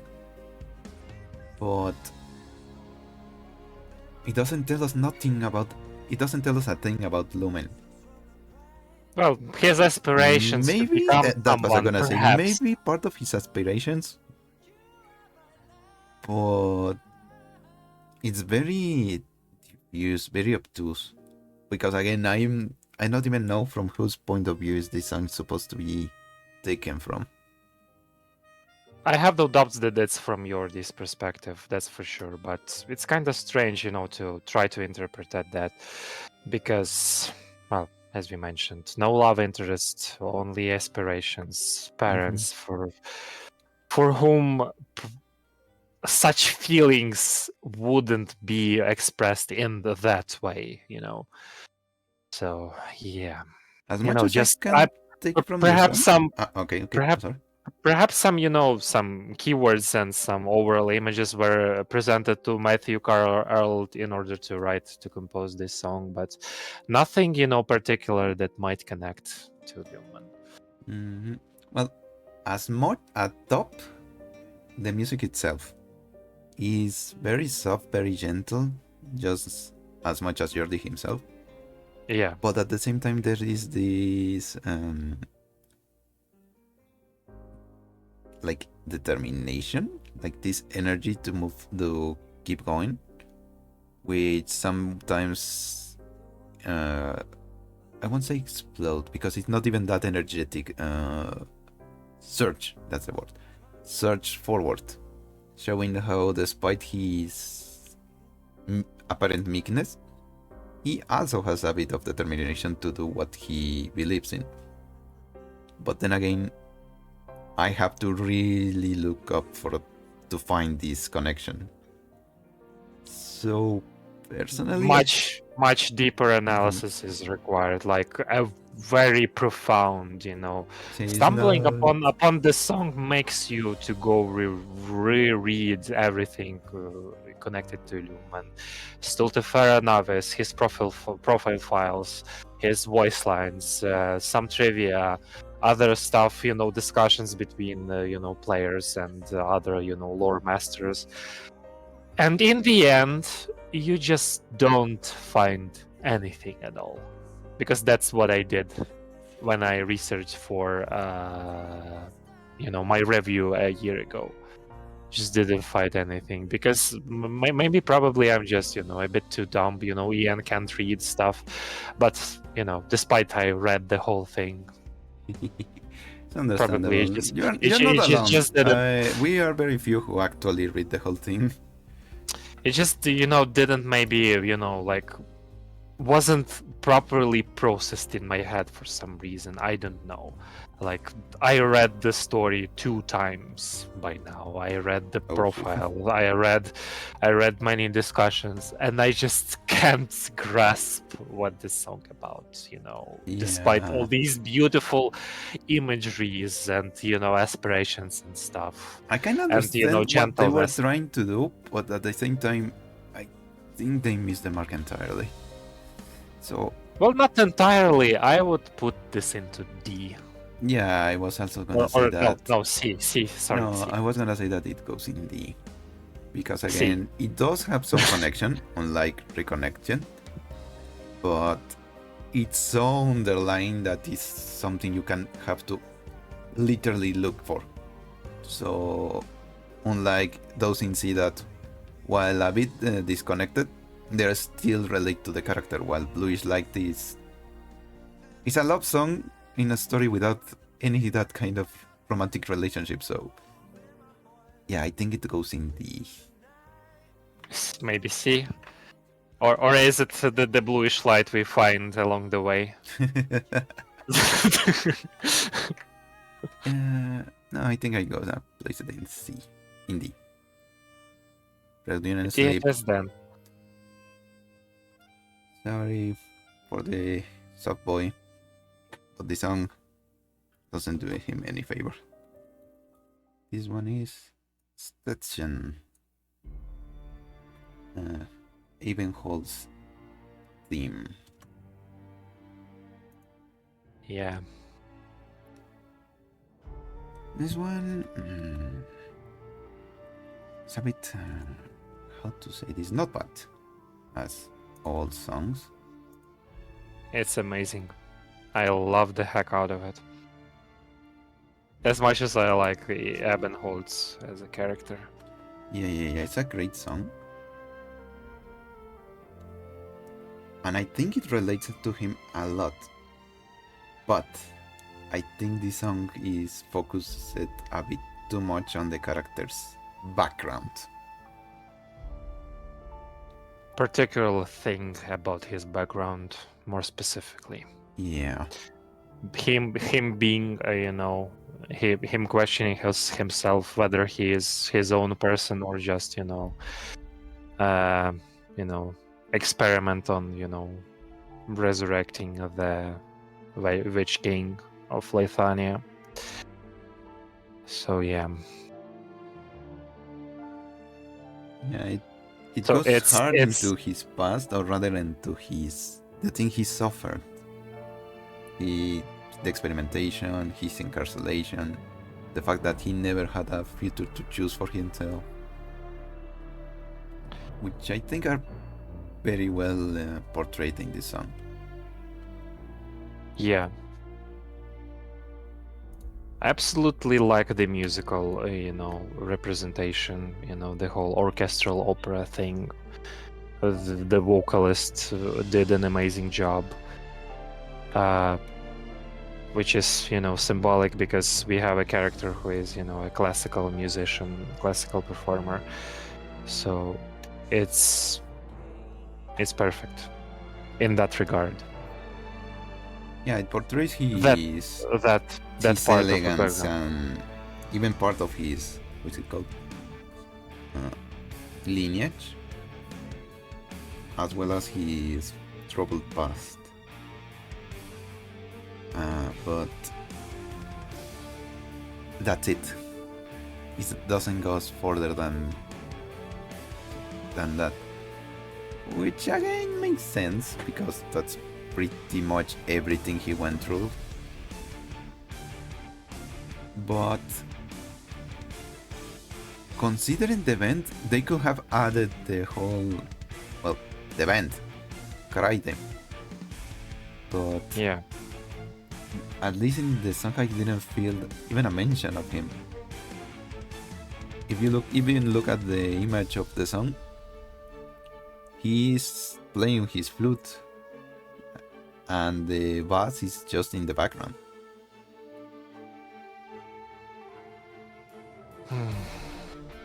Which is, tragic. Yeah, but again, the image is telling us more about his inner turmoil than the song itself. So, while I think it fits the character well past-wise, it doesn't tell us much of the characters as an individual.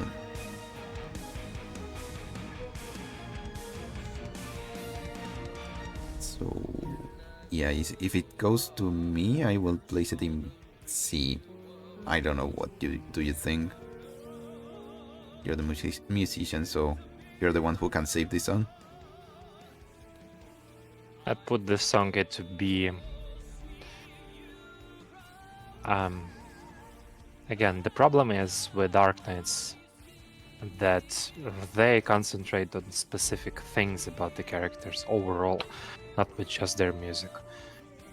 If you read, for example, Ebenholz's file, or listen to his voice lines,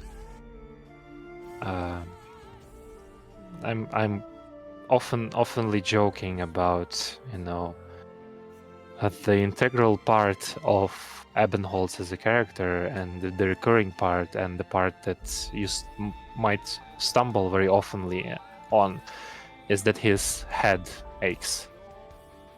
Is that he has constant headaches. Mm-hmm.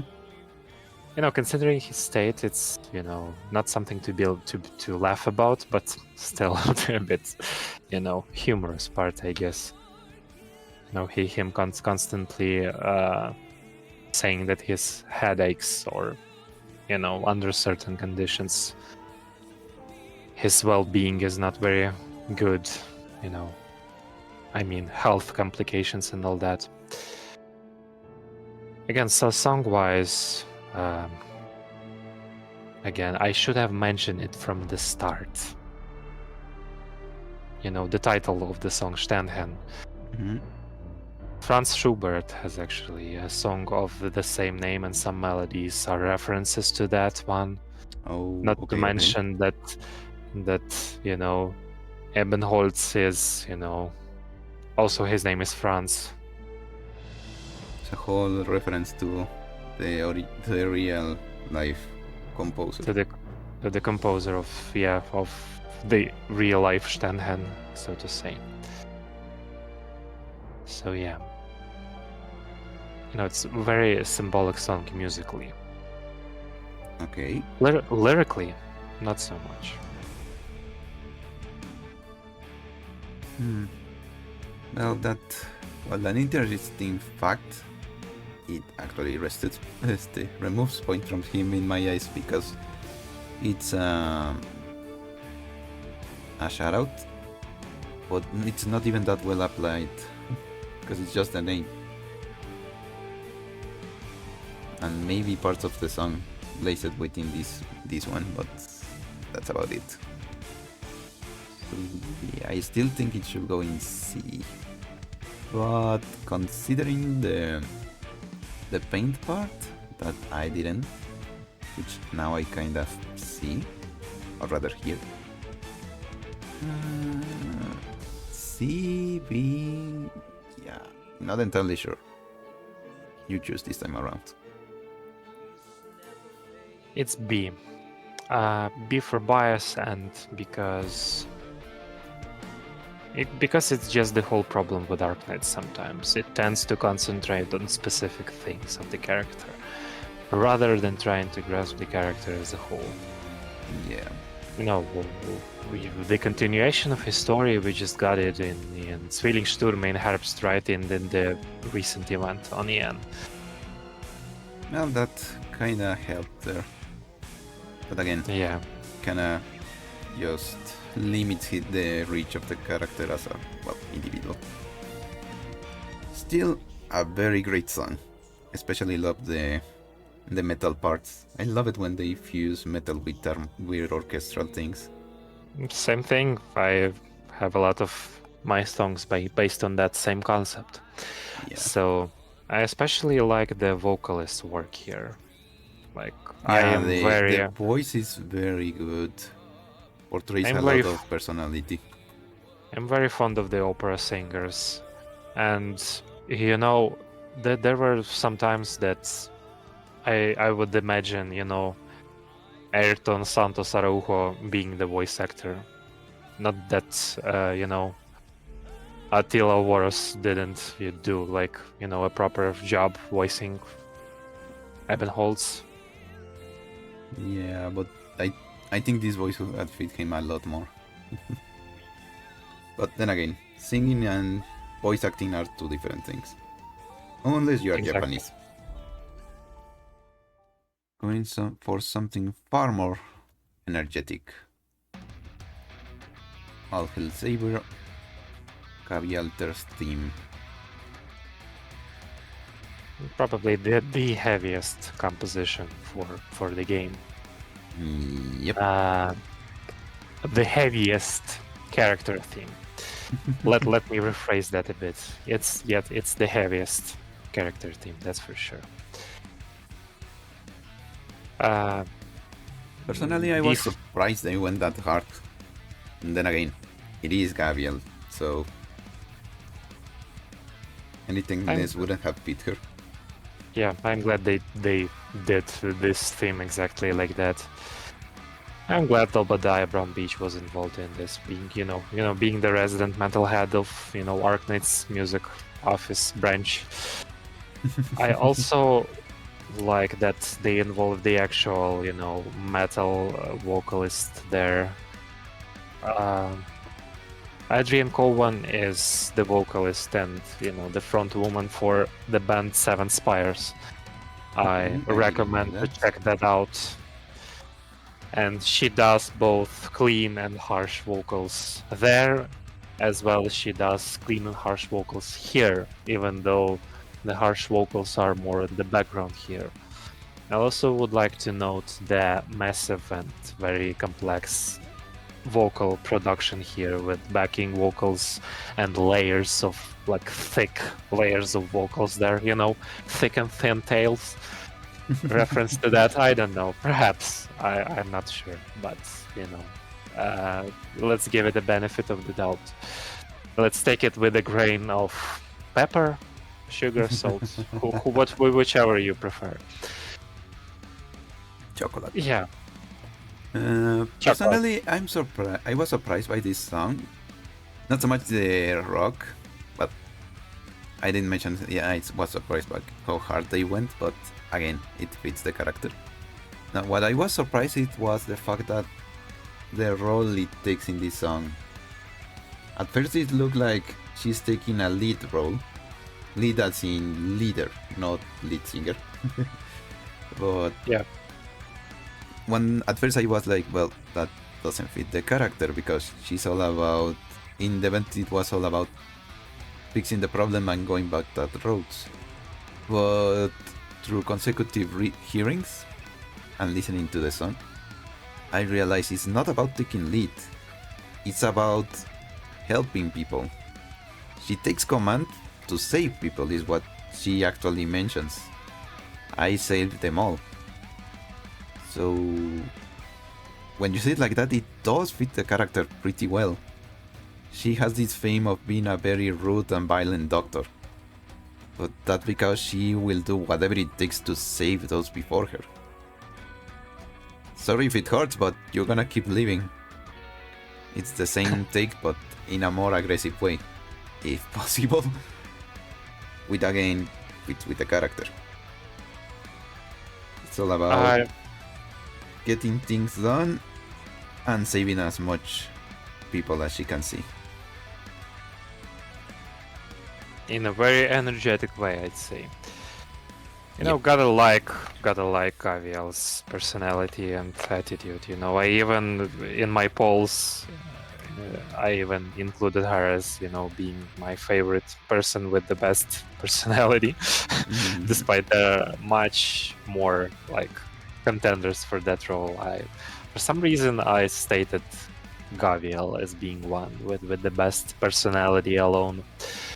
Also, which is an interesting part about this song in the lyrics, referencing a lot of things that happen in Gavel, The Great Chief Returns, of course, and her looking up to Doctor, Doctor of Roads, our Doctor, the protagonist. Yeah, so that they are kindred spirit in that way, trying to save a lot of people. They feel a lot of kinship with each other, with only that alone. So this song is also about that. So yeah, she leads the way to save people, like you stated. Yeah, I think it is a very good example of who she is. Just like the Awaken on or other songs in the S tier. It just plainly explains who she is. No need to get to sugarcoat it. My bad. Yeah. And of course the energy fits her pretty well. It's just all about, again, getting things done. So yeah, I think it goes in S. Totally not biased because of heavy metal. Totally biased because heavy metal. Well, at least one of us is honest. So yeah, all hail the savior. All hail savior. S of savior. S for savior, yeah. Not the one from Devil May Cry 4. Long live the teen tails. Thick tails.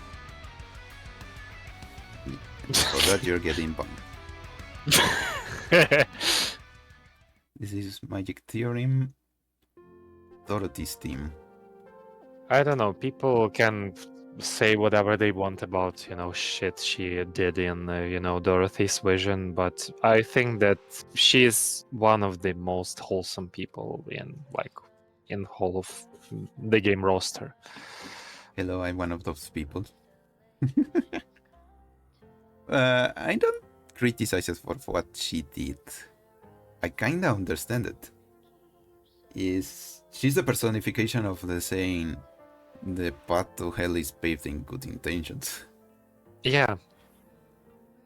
She wanted to help people.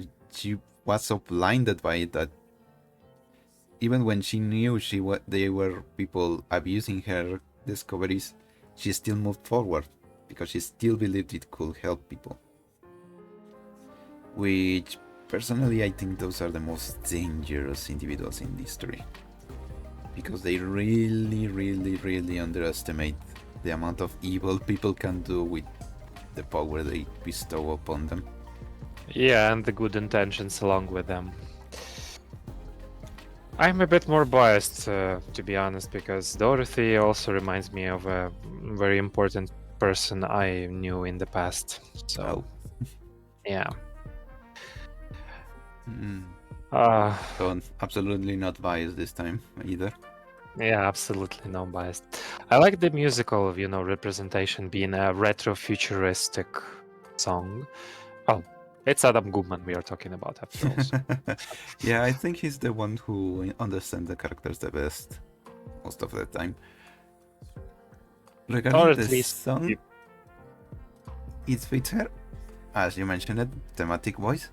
Personality wise, I also think it fits because it shows her drive, her knowledge, but also her naivete. She's very humane, but she's very naive, yeah. Yeah. The very lyrics of the song are very nonsensical. I'd say that's the lyrics. Magic theorem, fusing the fantastical with the physical. It's the kind of individual she is. She can see the good of both parts. Well, after all, magic and science are, are the same thing in Arknights. I understand that part, but I mean, from our perspective, from the reality, it shows us how she is this sweet. How's the word? This cinnamon bun of an individual. Cinnamon roll of an individual. But at the same time, I think there's lacking a bit of her own drive. Because this song shows a lot of her faults, interestingly. Her naivete, as mentioned, her innocence, and even a bit of her own need for attention. Because one of the lyrics is, "Don't forget me." One of the things that she wants is to be there for others. But there's also the need to be needed. Which is something I mentioned that she had, at least in the event, she had this bit of a messiah complex. That only she could deliver the peoples of the... What are they called? Those who explore the wildlands. I forgot. The pioneers. That she was the one that could save the pioneers, regardless of what they believed. She said she put herself in this idea that I know better than you, which is also performed very well in this song. But again, it's what I say, that she's like, this one is like the reverse. Instead of showing her good points, this song shows only her bad points, leaving out their good points.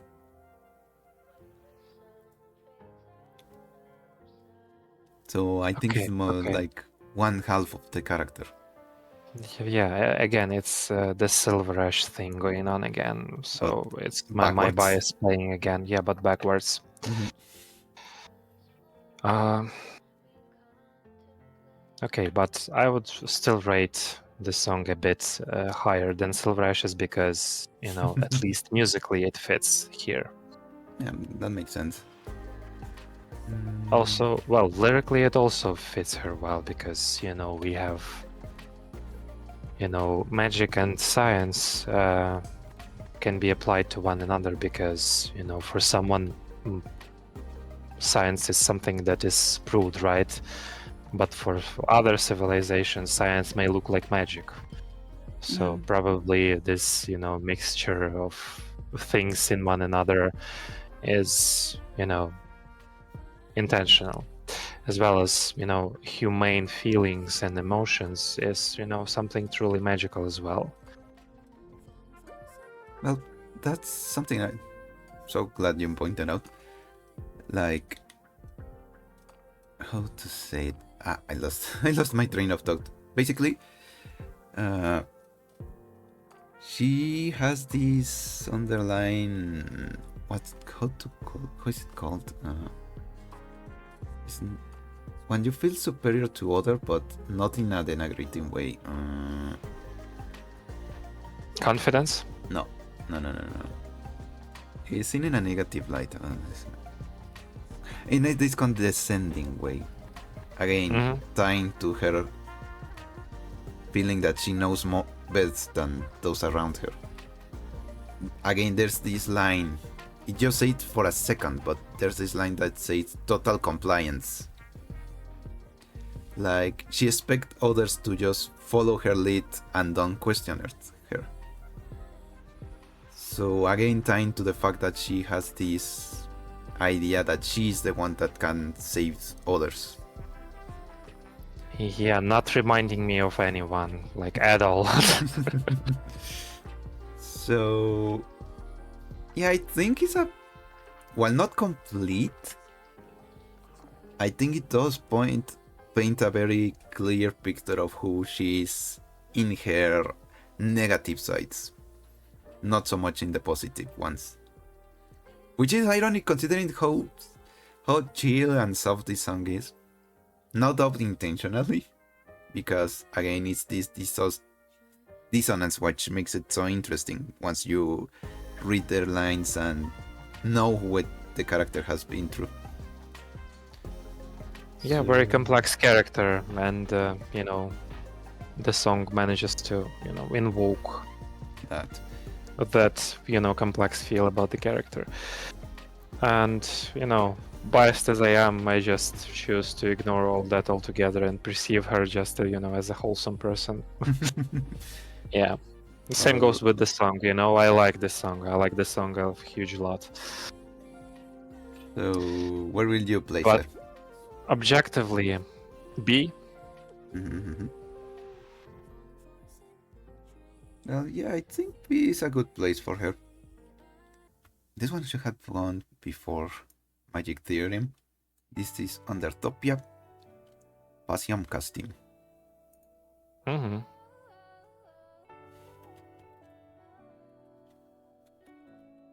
Well, I guess who doesn't like this one? It's a cute But song. it's more about like a yeah, ballad. it's very cute. It's probably about, you know, Poziomka's past. Yes, but at coming to Zeruarca. Yeah. There's her past is quite prevalent in this song, but there's this very little bit of hope.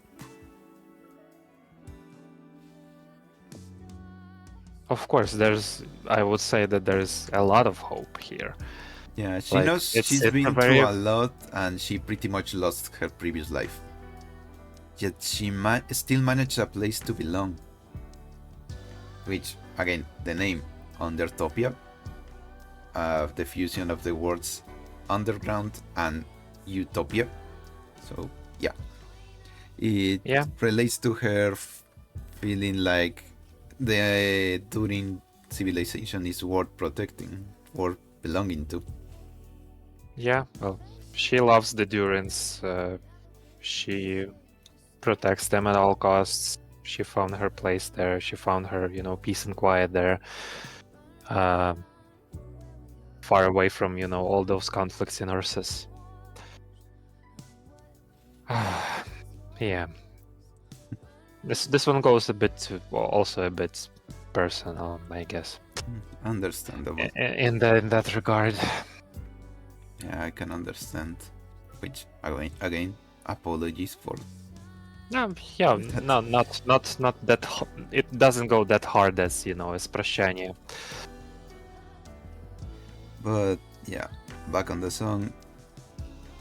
It fits her personality, and I'm surprised it's more of a what's the word when you miss something, nostalgic kind of feel, which again fits because by the end of the event, Suretsa is no longer habitable. So while there's this feeling of moving forward, there's also the feelings of longing, not for her old life, but rather of the paradise he found below the ground. So it's a good song, it fits her, but again it's another case of a character in a moment. Yeah, with the quite a long build-up. Yeah. It has a very good build-up, so I don't think it should go in B, because it does show her feelings. She really has this love for this place, but at the same time she's not stagnant. She's just letting these feelings out in order for her to move forward. I'd say she moves forward, but with the flow. Yeah. At least in Zoroarta. Well, the time came for a change, and she had to act accordingly. But this song is not about that at all. Like about no. they abandoning Zoroarta, which is a major point. We don't know anything how she adjusted to living in roads, or whether they were living in Alcahuala, or we don't know anything about that, and this song doesn't show it. So the progression is not there. The moment, yes. The build up, yes. The progression, not so much. Okay. So A, but with because I'm biased. Otherwise it would be in B. Yeah, I think A is a good place because while it's another in the moment song, it's a very well developed moment, which tells us some things of the character, but not everything. So our Turin Enjoyer stays in A. How to call this one? A very sad song? Unsheath. And shit. Yep. It's Mlinar's song, right? Mjolnir song. Yep. I don't know. I thought that they were gonna sing Jestem Polska nie umiarła version. Okay. Jokes aside,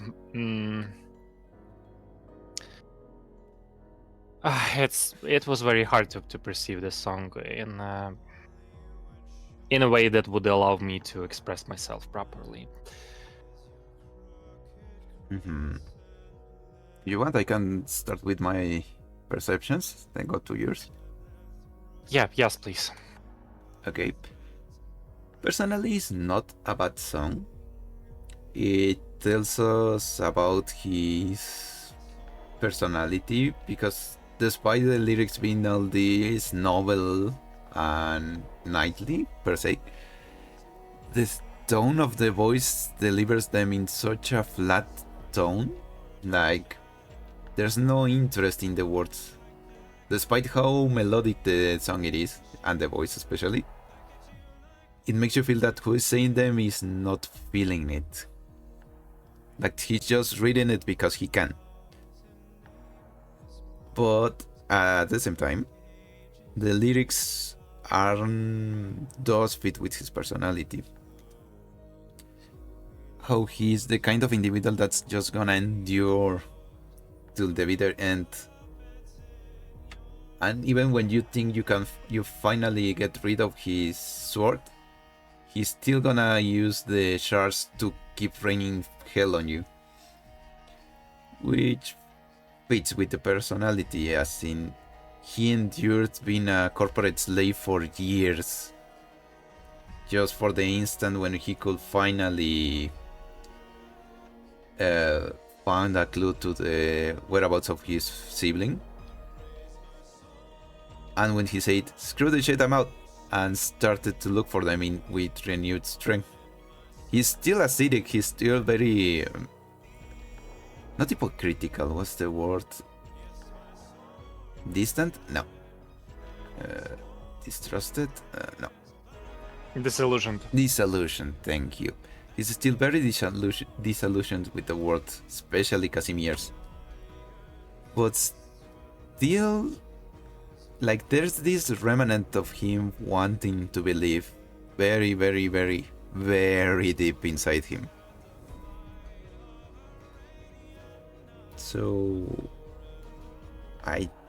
that's why I think it's not a bad song, but I wouldn't call it a great song either, because again, the whole fighting and rising swords and whatever is not something he believes in anymore.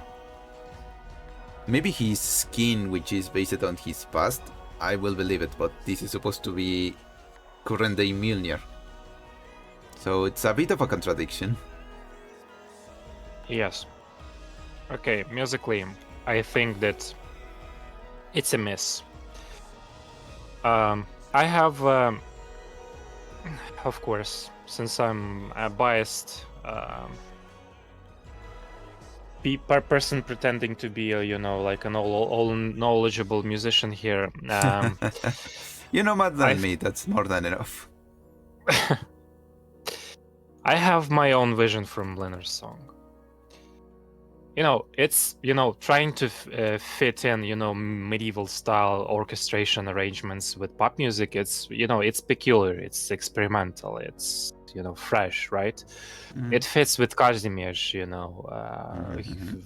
person of old blood, being entangled into all the modern commercialization and all these greedy bastards thinking about monies and being sick about it, and yeah, this song in that regard, that song maybe fits, but I think that Leonard saying screw you to the corporates and setting off to search his brother and sister-in-law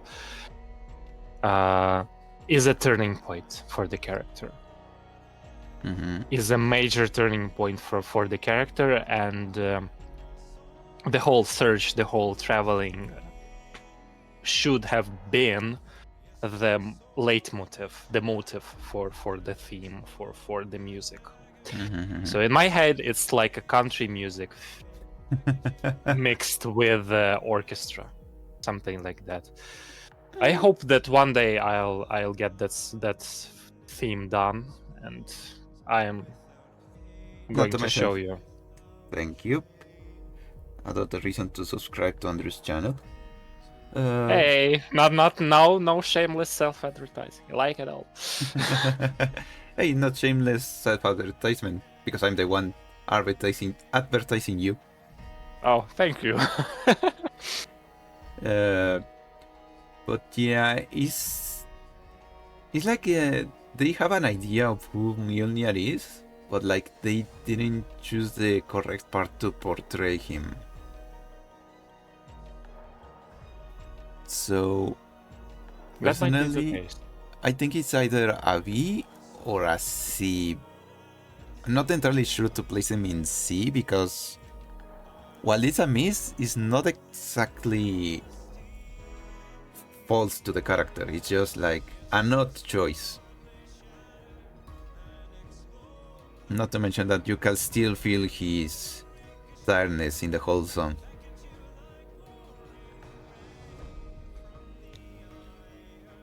He's tired, and well, at least me, I can feel the hints of sadness in it, despite its being flat overall. but it's like lamenting, you know. He wants to cry. He wants to cry so bad, but he just can't anymore. He's devoid of any feelings. He's so disillusioned. He's so jaded, you know. He just can't express himself properly, but he wants to cry. For the people he lost, for the things he had to endure, you know, the things he had to witness, you know, his country becoming what it has become, you know, despite all the traditions, all the beliefs they had one day in the past. Something like that. At least it's my, you know, take on it. Okay, so where will you place it? B. B. Yeah, I think B is a great place. Like I said, it does feel like the character, but at the same time, it feels like it wasn't that well thought. So the uncle stays in B. I'm pretty sure he wouldn't care. Yeah. He will be like, he would just read another page on the magazine and be like, yeah, whatever, don't care.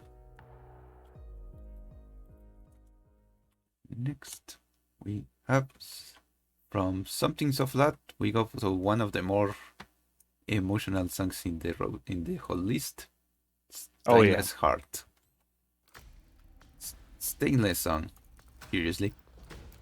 Interesting that there's a few songs with the character's name in the title. Mm-hmm. Or, you know, things referring to their skills, or, you know, no, the directly is understandable, but the actual name, they're like, yeah, I think there's only two. Blessing and Stainless Heart. Yep. So the stainless part could be an allegory to, well, his personality, while Lessing is literally the name of the character. Yeah. This one, I really like it. It's a bit, of course, it's energetic, but also you can feel the, what's the word? Not techno, not in the part of electronics, but rather the, how do you call it? Mechanical? Industrial. Industrial, thank you. You can clearly feel the industrial part in this song. Yeah, he's a factory worker after all, so it fits him. It's to fitting. Yeah.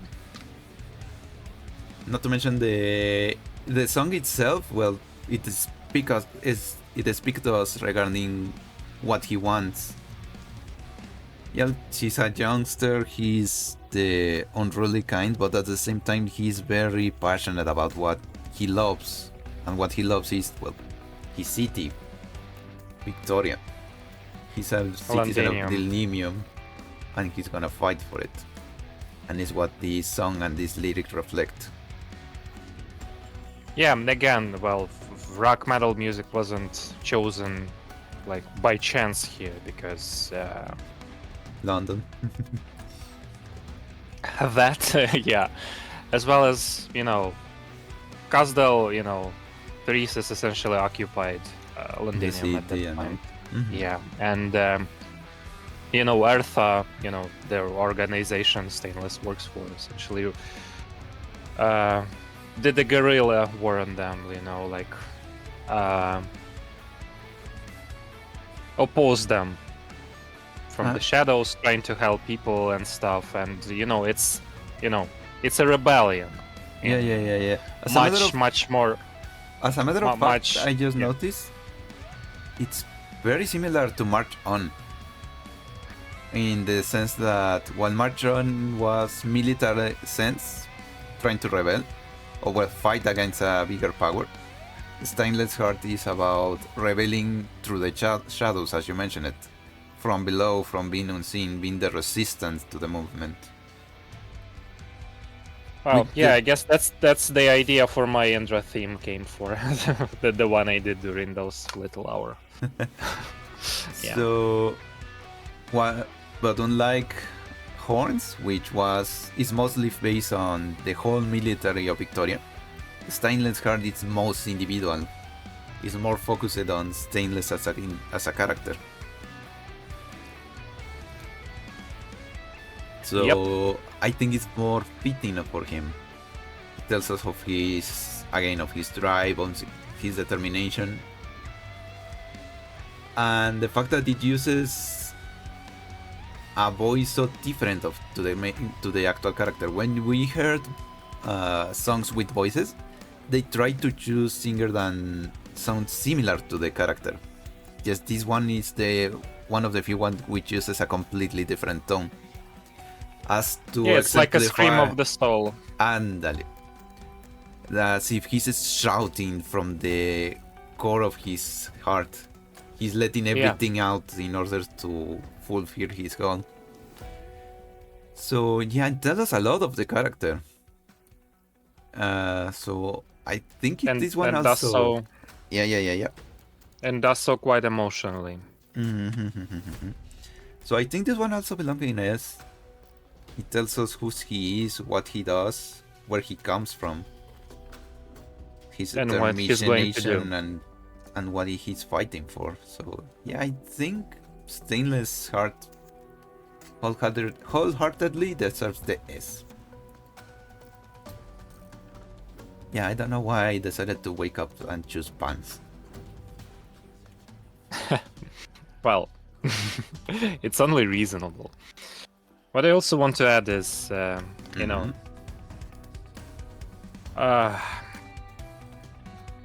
Obadiah Brown Beach to clearly being inspired by a certain Swedish metal band Soilwork for this one and some other songs he did previously. So yeah, feel free to check that band out, especially their later releases. Much alike, stylistically. Okay, the next one will be Triple S if it depended to Silent. But he's not here, so we're gonna have to make do. We can have him as a special guest, I guess. As for Siege.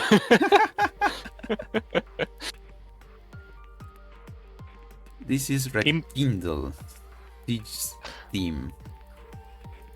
Immediately have to express my sincerest love to Uyanga Bold. She's an amazing vocalist. She's as amazing as she is versatile. She has such a range. She has so much, a lot of expressions. She can essentially be a voice to many different nations, to many different peoples. And no wonder they chose her to sing here. And the testament to her versatility is also that she sang on Operation Cinder and Lullaby.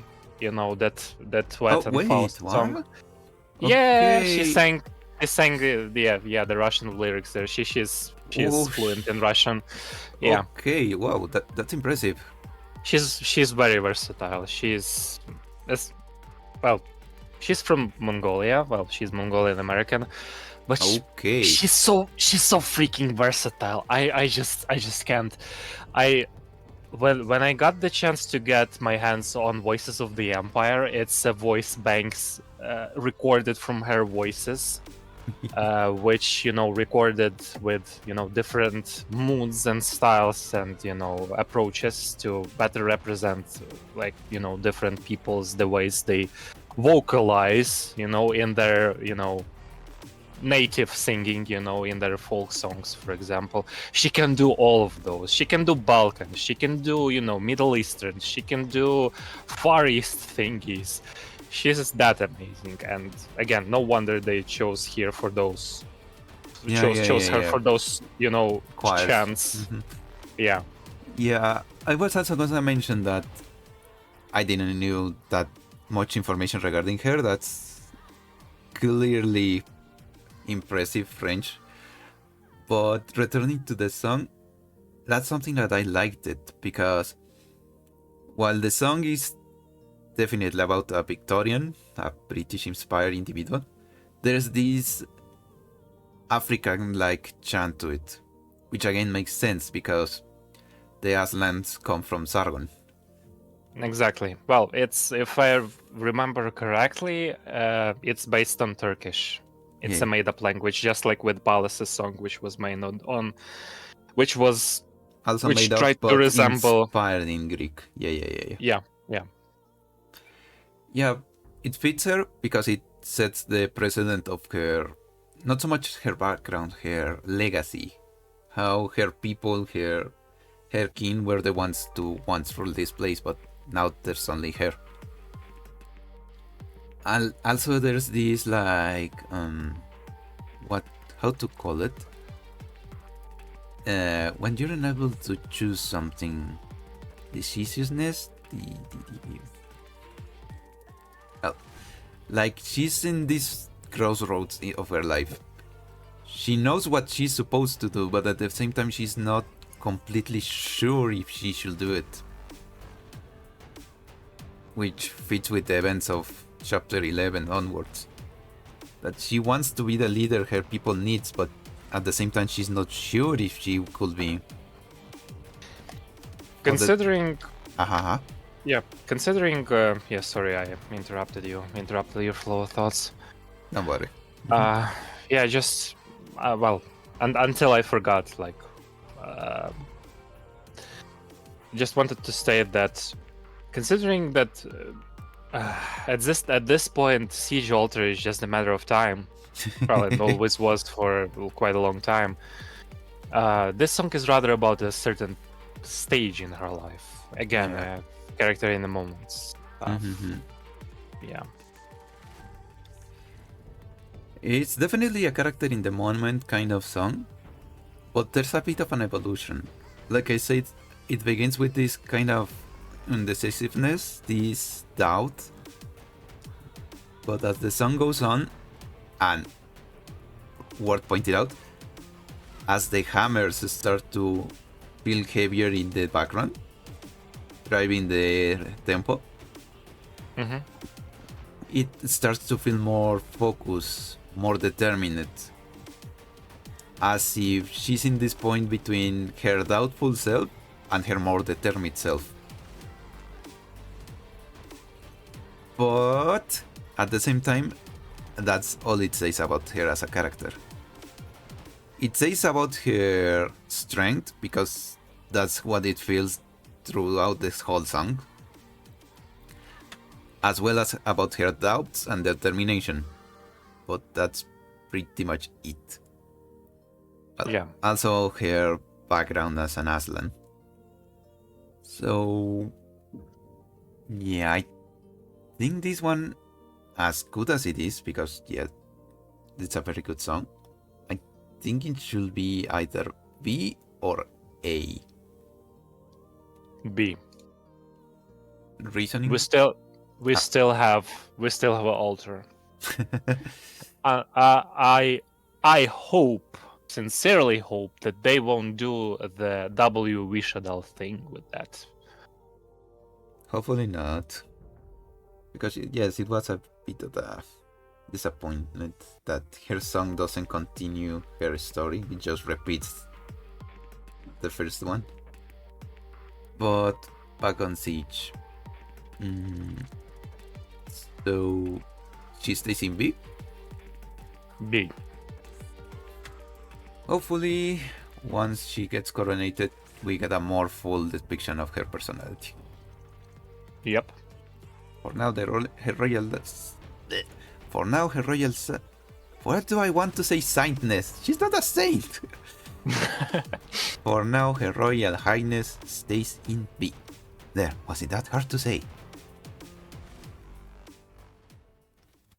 Okay, next one is one that at first I was confused about. Thorns in You. Surprisingly, it's not about thorns, but about... Thorns is in everyone, considering he can be jack of all trades. He can become anyone you want, baby. Well, that's why he's in top 5 waifus. He's the 5 waifus. No, back on topic. This is Texalter's team. Mm-hmm. Like I I am said, biased about Texas and Lapland. really? Not in a good way. Ah, okay. Okay, well, then what I was gonna ask, but in reverse. Why Lappy? Texas, I understand he's a bit of a cardboard of a character, but Lappy has a lot of personality. Unfortunately, the player base made the character so tied up with Texas, it's hard to imagine the character on its own apart from Texas, you know? Well, there's... Sadly, her alter most likely is gonna focus on that, on her becoming her own being. I sincerely hope for that. Okay, well, returning to Texas. Actually, this song makes a lot of sense for Texas. Oh, really? Texas is a, burnt out, lazy bum who doesn't want to do anything and just pretends she wants to do. Sorry, I was just joking. Okay. I was just joking, sorry. Not biased at all, but continue. Not biased at all. Yeah, well, the part of her being, burnt out and, sick of it all a bit, and yeah, it's kind of true. Well, And the, soft jazz, and with a bit of theatrical feel to it, is quite fitting because, of the whole circus going on around her with all the family struggling and all, and she went to Colombia to avoid this all happening. I mean, she's not that, ignorant about, people around her. She cares deeply for Penguin Logistics, of course, being being part of them for quite a long time. But when she had to return to Syracuse to, fulfill her part of the deal. And handle the business and fulfill the part of her deal, she it's just if she wasn't really enthusiastic about it. Well, seeing it from that point, yeah, it makes sense. It fits for the song. She wasn't really enthusiastic about Lapland, despite, Shipper, sorry to disappoint you. Yeah, No, I don't think sorry, so. no. Either. Well, that's the thing. She's jaded. Well, not so much jaded. That would be Mjolnir's thing. No, she's tired. You pretty well identified. She's tired of the whole bloodshed, the pointless fights, the pointless pretending to be civilized. That's why she left, which in turn fits with the whole feel of the song to be in this disinterested kind of tone. But, it surprises me because if I remember correctly, Neil Siracusano, she seems to at least attempt to get things into her control, along with, Lavinia, with Lapland, with Vigil, trying to set things in Syracuse the way they see it, trying to... That's what I was gonna touch upon, that if you read the lyrics, it's about she not caring, but at the same time caring. She cares about those who can actually make a change. So that's what she sings about in this song. I have to find a better way to say that, but back on topic. That she doesn't mind being the thorn. She doesn't mind being the play the role of the bad guy, which is what happened in the event. She was there to protect Leon Tuso, and then moved on to be the fall guy in order to save the project of independent Syracuse. But at the same time, it lacks that spark she finally showed by the end of the event, when she actually started to act like an individual. Not Yep. so much letting herself be moved around by the plot, but actually deciding to act.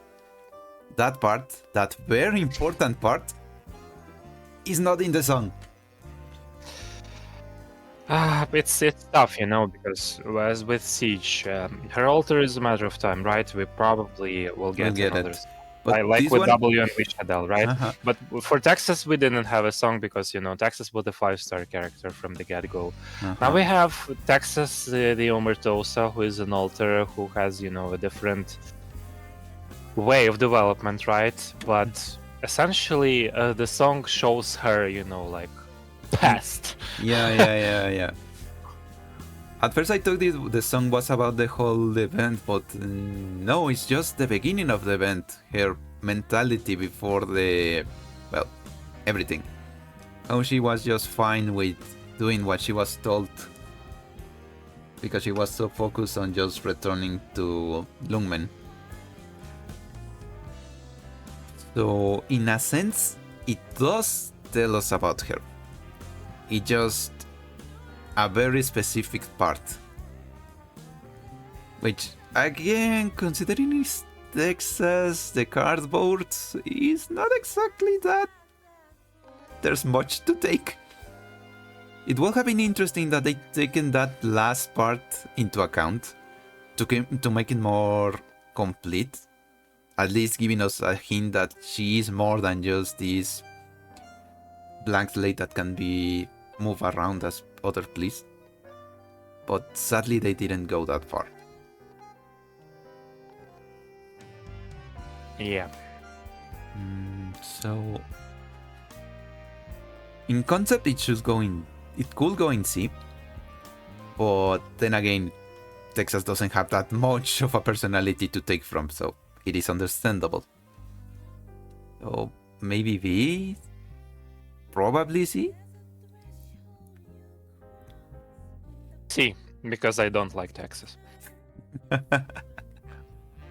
Well, again, her Italian voice actress made me warm up to the character a bit, actually. Her Italian voice actress actually makes the character not that a cardboard. Same thing, not but a cardboard Lappy. at all. Same thing with Lappy. I think her voice actress did that astonishing work with Lapland. But exactly. You can watch that in my voice review videos. Now that's selfless promotion. Check this guy out. He knows his thing. Yeah. Now from a blank slate, we go with someone with so much stuff on her heart. This is Sentenced, Pena's theme. I didn't get this song at the beginning. Until that last part of the song came. Yeah. Same here. At first it feels way too similar to Texas, as in someone just retelling about their events. But as the song goes on and you listen more carefully, you realize this song is laced with regret and guilt. Yeah. Which is ironic considering, Judge. But then again, it makes sense because how many people she couldn't save? How many times did she just have to... Well, in the event it is explained that she never broke the rules. But how many times she had to ignore those who she could have saved, but she didn't because of how Syracuse worked. All the time she felt inadequate for the position. Just another cog in the very dark machine. Which is, I think this song delivers very, very clearly. Well, not that clearly since I mentioned that we need to listen to it at least twice, but it fits her personality, her story, her character. Musically as well. And that's okay.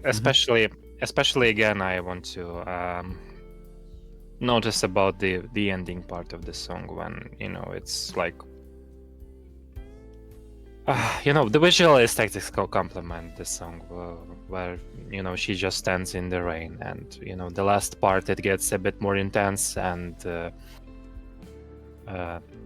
Ali Armstrong with her the voices, the choirs she just recorded with those reverb effects with that ambience really fits well, very atmospheric. I especially like that part of the song. Yeah. At the same time, we have another case of a single part of the character. But unlike Texas, which was just that the beginning of the event, not even the whole event, this is Lavinia's whole past.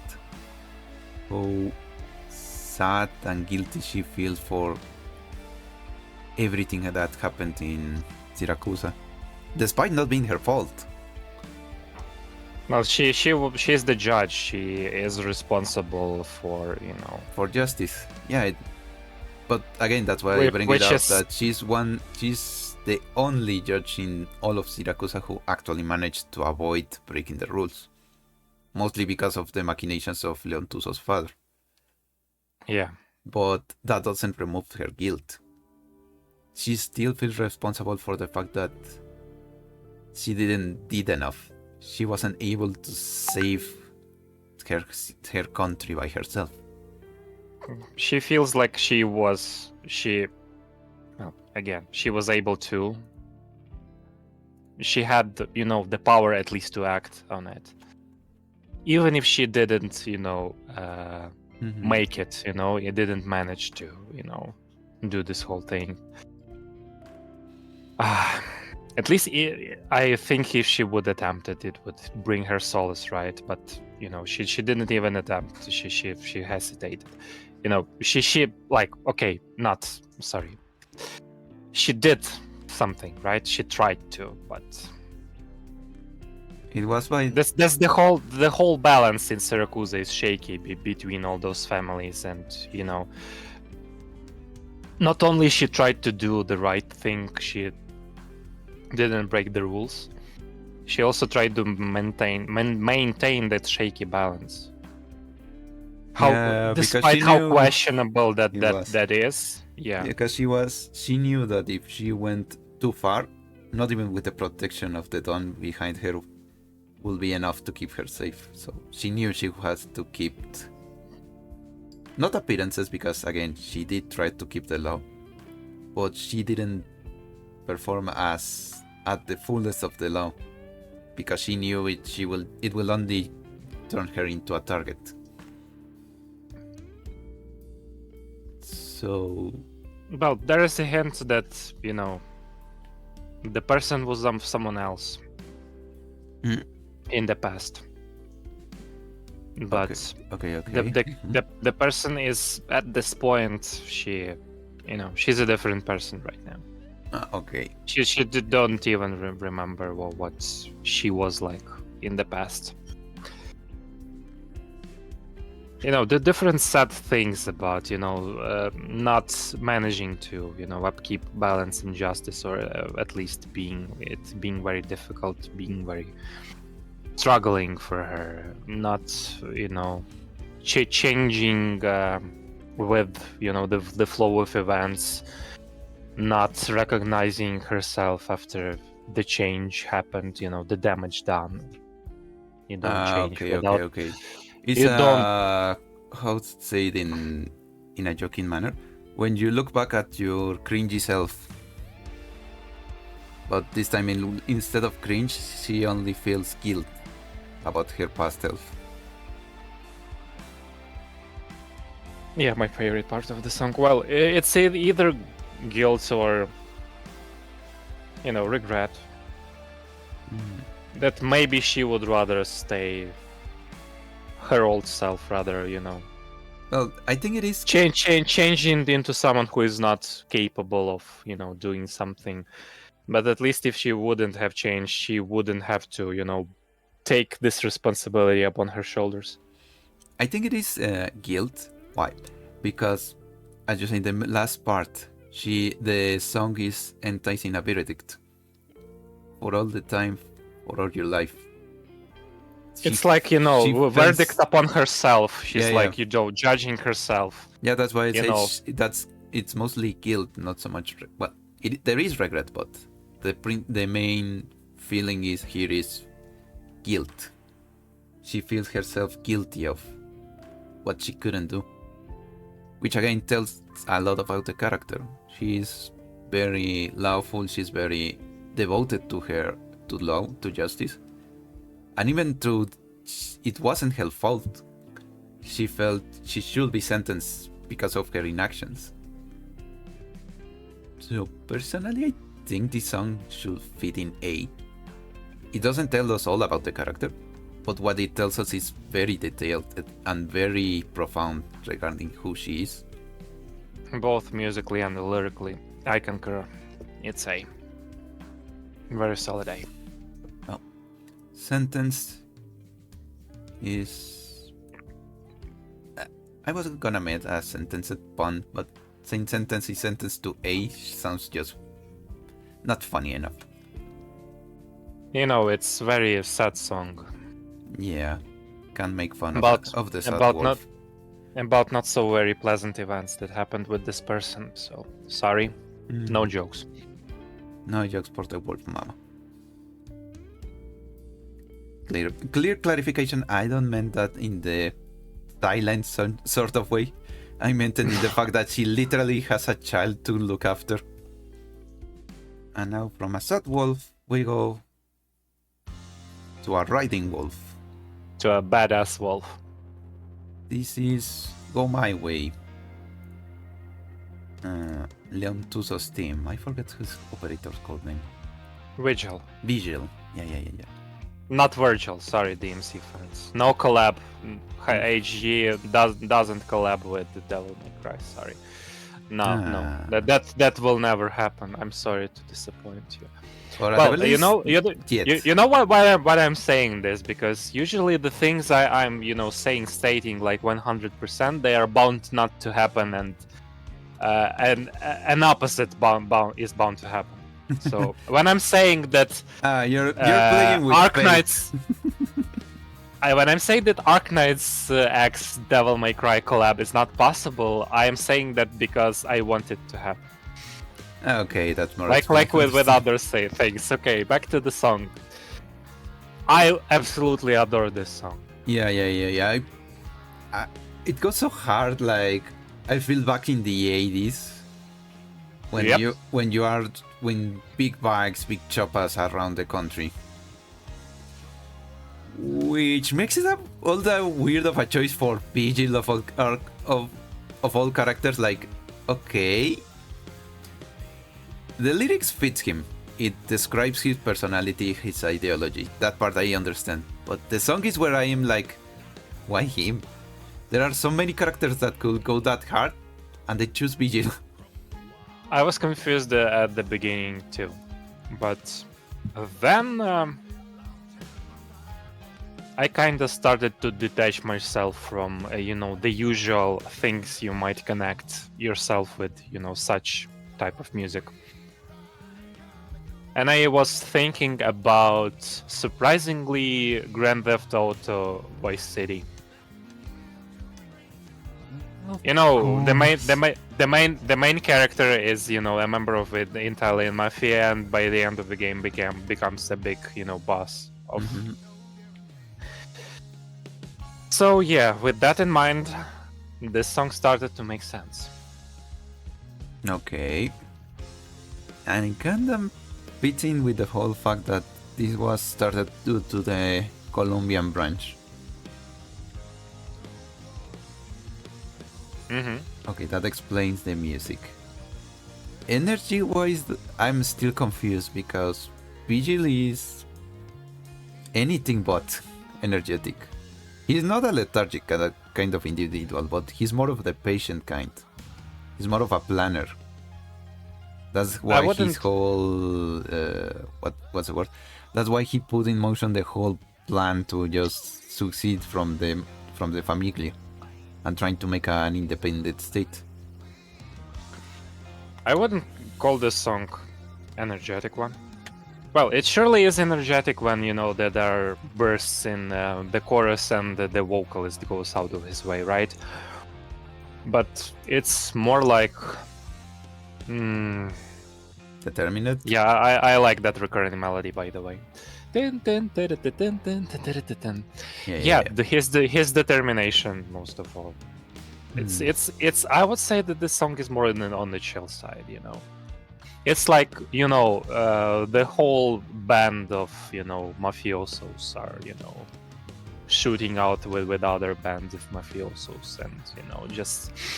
Have you seen Peaky Blinders? I don't know. God damn it! But Gangs of New York. Okay, that one I know. Yeah, you know, like that image of, you know, people like going across the street with weapons, like in slow-mo, cool stuff. That's what I see when I hear this song. Okay. From that point of view, okay, I understand what's the idea behind it. It's not so much a fight, but getting gear up for one. Yeah, like you know, even if it is in a bit in an intimidating way, but it presents itself like, you know, a cool 80s or 70s or 90s movies about, you know, mafia and stuff. Yeah. Okay. Looking at that from that point, I imagine, you know, Leontuzzo, Selenia, Lapland, and, you know, walking in slow mo, like, yeah, motherfucker, yeah, stuff like that. Well, in reality, they're walking away from Lapi's latest fuck up. Yeah. If we don't run, we don't get suspicious. But yeah, looking at cool from that guys point, don't look at explosions, stuff like that as well. It fits him more than I believed. Okay, mostly because this is not so much him being an aggressive character as I believe, but rather it's about him being a determined individual, someone who is going against the, well, it's ironic to say, going against the established, yet being ready to I forgot the one. Stand. I'm gonna go with the stand. To stand the consequences of his actions. It's not gonna be easy, but he's still moving forward. Okay. Looking at it from that point, I like it. It does fit the character. Yeah, most of all, he's not alone. Like, he's one of those who is in the lead. Well, who's leading the way. Well, not his way. Yeah. Because, as you say, it makes you think of a gang moving in slow motion. It doesn't make you think of a single character. It makes you think of a group. Which again is what, by the end of the event, happened. He stopped acting on his own, and he started to plan with those besides him. And that's how they managed to convince Signora Cecilia. Okay. And that's quite the shift, because I was thinking placing it in C. But considering all of that, I think he deserves an A. Yep. Because it speaks volumes about his determination and his actions. It doesn't go in S because it doesn't tells us all about the character. But it definitely shows a lot of him. It focuses also a bit on, you know, other aspects, other characters that don't necessarily relate to Leontuzzo. Yeah, it's like the banner if it could be taken as a song. The banner everyone gets behind in order to march forward and free Syracuse. Those are two references to other characters, by the way. Yeah. Banner and March. Yeah, I noticed. But I tried not to not make point about it, but yeah, I was talking about those two. But yeah, I think... he wasn't. He wasn't. Well, I think it's gonna go in A. So It's an A. It's an A. Oh, he might be a mediocre character in game, but at least I don't care he's about soft. mediocrity. I care about the characters. I don't care about gameplay. But at least he Mediocrity. gets an A Yep. for his song. Now, the last song of the day.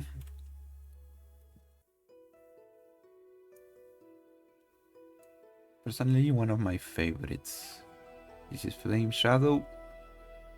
Same for me. Theme.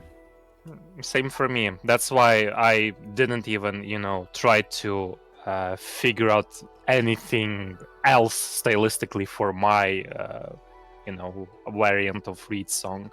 It's, in the same, mostly in the same, genre and style, but on the minimalist side, I would say. But enough about my music. Let's get back.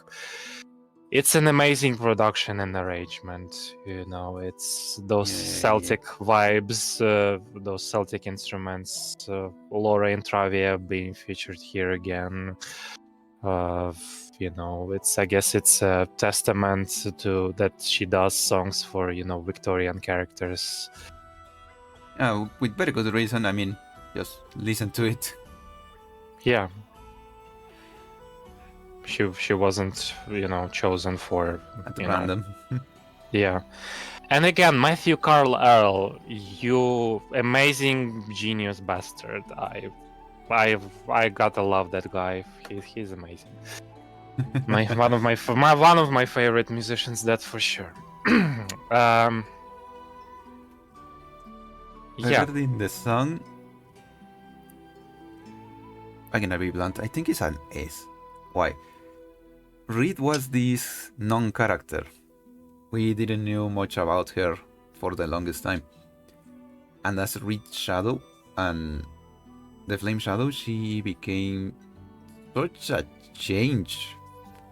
She went from wanting to be unnoticed to becoming this leader, this kind figure that wants to guide everyone to a safer place. She's kind, she's gentle, but that doesn't mean she's not gonna put up a fight.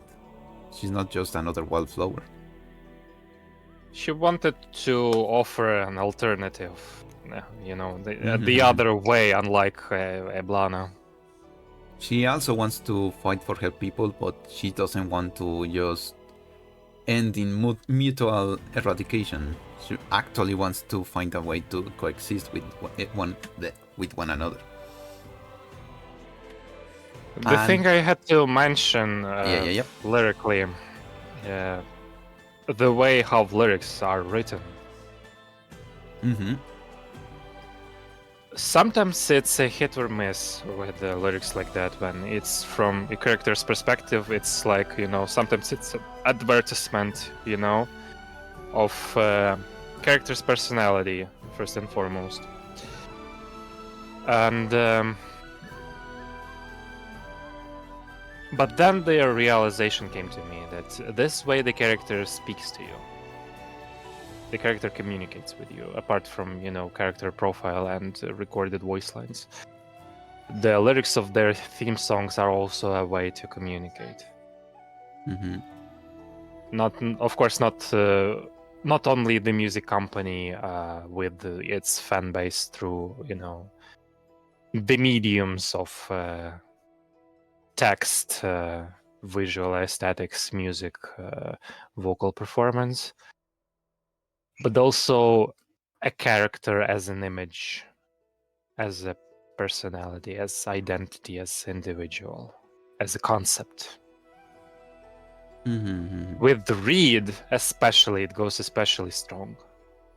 That's why probably I didn't really pay attention to that previously when we discussed other songs, but with this one, it goes especially relevant. Yes.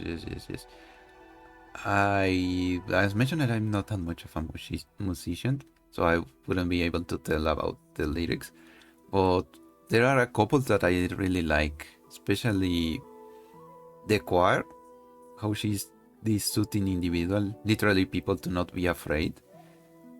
Which, when you know her story, it's telling because of she was this individual that literally turned people to ash, and now she's doing her darndest to keep people calm, to do Keep people 180 on her, safe. which makes Yeah. sense because she, while her sister represents the violent fire, the cold fire, she represents the warm part of fire. Yes, she could. It could be destructive. I think she's even more destructive than Tallulah, but she chose to embrace the warm part of it, the part Yeah. of fire that heals. I mean, she's literally a medic, and Personally, she's for me, this aspect is very relevant, is very, for personal reasons, flame being warm and, embracing it, this part as, something, nurturing, something that keeps safe. It's like an Avatar, the realization Aang and Zuko came in the yeah. last season, when they were, learning firebending essentially again from those dragons, is that the fire isn't that at least isn't necessarily a destructive force, right? It's life, it's a source of life, right, it's a source of warmness. So I guess these aspects also can be related to Reed, the aspects she embraced from her powers, not just the destructive powers they come with as well. And also this choir right now. Let me be your flame. Let me be guide. Let me guide ahead. She went from being this leader, this fails leader in the shadows, to the one that's walking ahead of everyone else. She's taking charge. She's taking command. She's no longer the shadow of someone else. He is the flame that's guiding those forward. And even at Again, the end, she mentioned that even if she were to go out, she still hopes that her flames, warming the hearts of everyone around her, can keep moving forward. It's pretty beautiful, man. It's someone for who went from being just a killer into someone who's willing to... No, not willing, wishing to move the hearts of those around her to reach a safe place. Again, for personal reasons, this song is very relevant, very close to my heart. The very reason I based my song on this one is because I wanted to embrace, at top of all of that we discussed right now, a slightly different aspect Reed reminded me of. She's Taran royalty. She's a contender for a Victorian throne. She embraces, the name Dublin, as another, Dublin, not the one that is associated with Eblana, right, with her sister. And also something that, closely tied to Tara, tied to her homeland. Again, Reed, as a character, reminded me how much my thoughts are always back to the place I was born in. How I want my life to end there, my heart being buried there. So, yeah.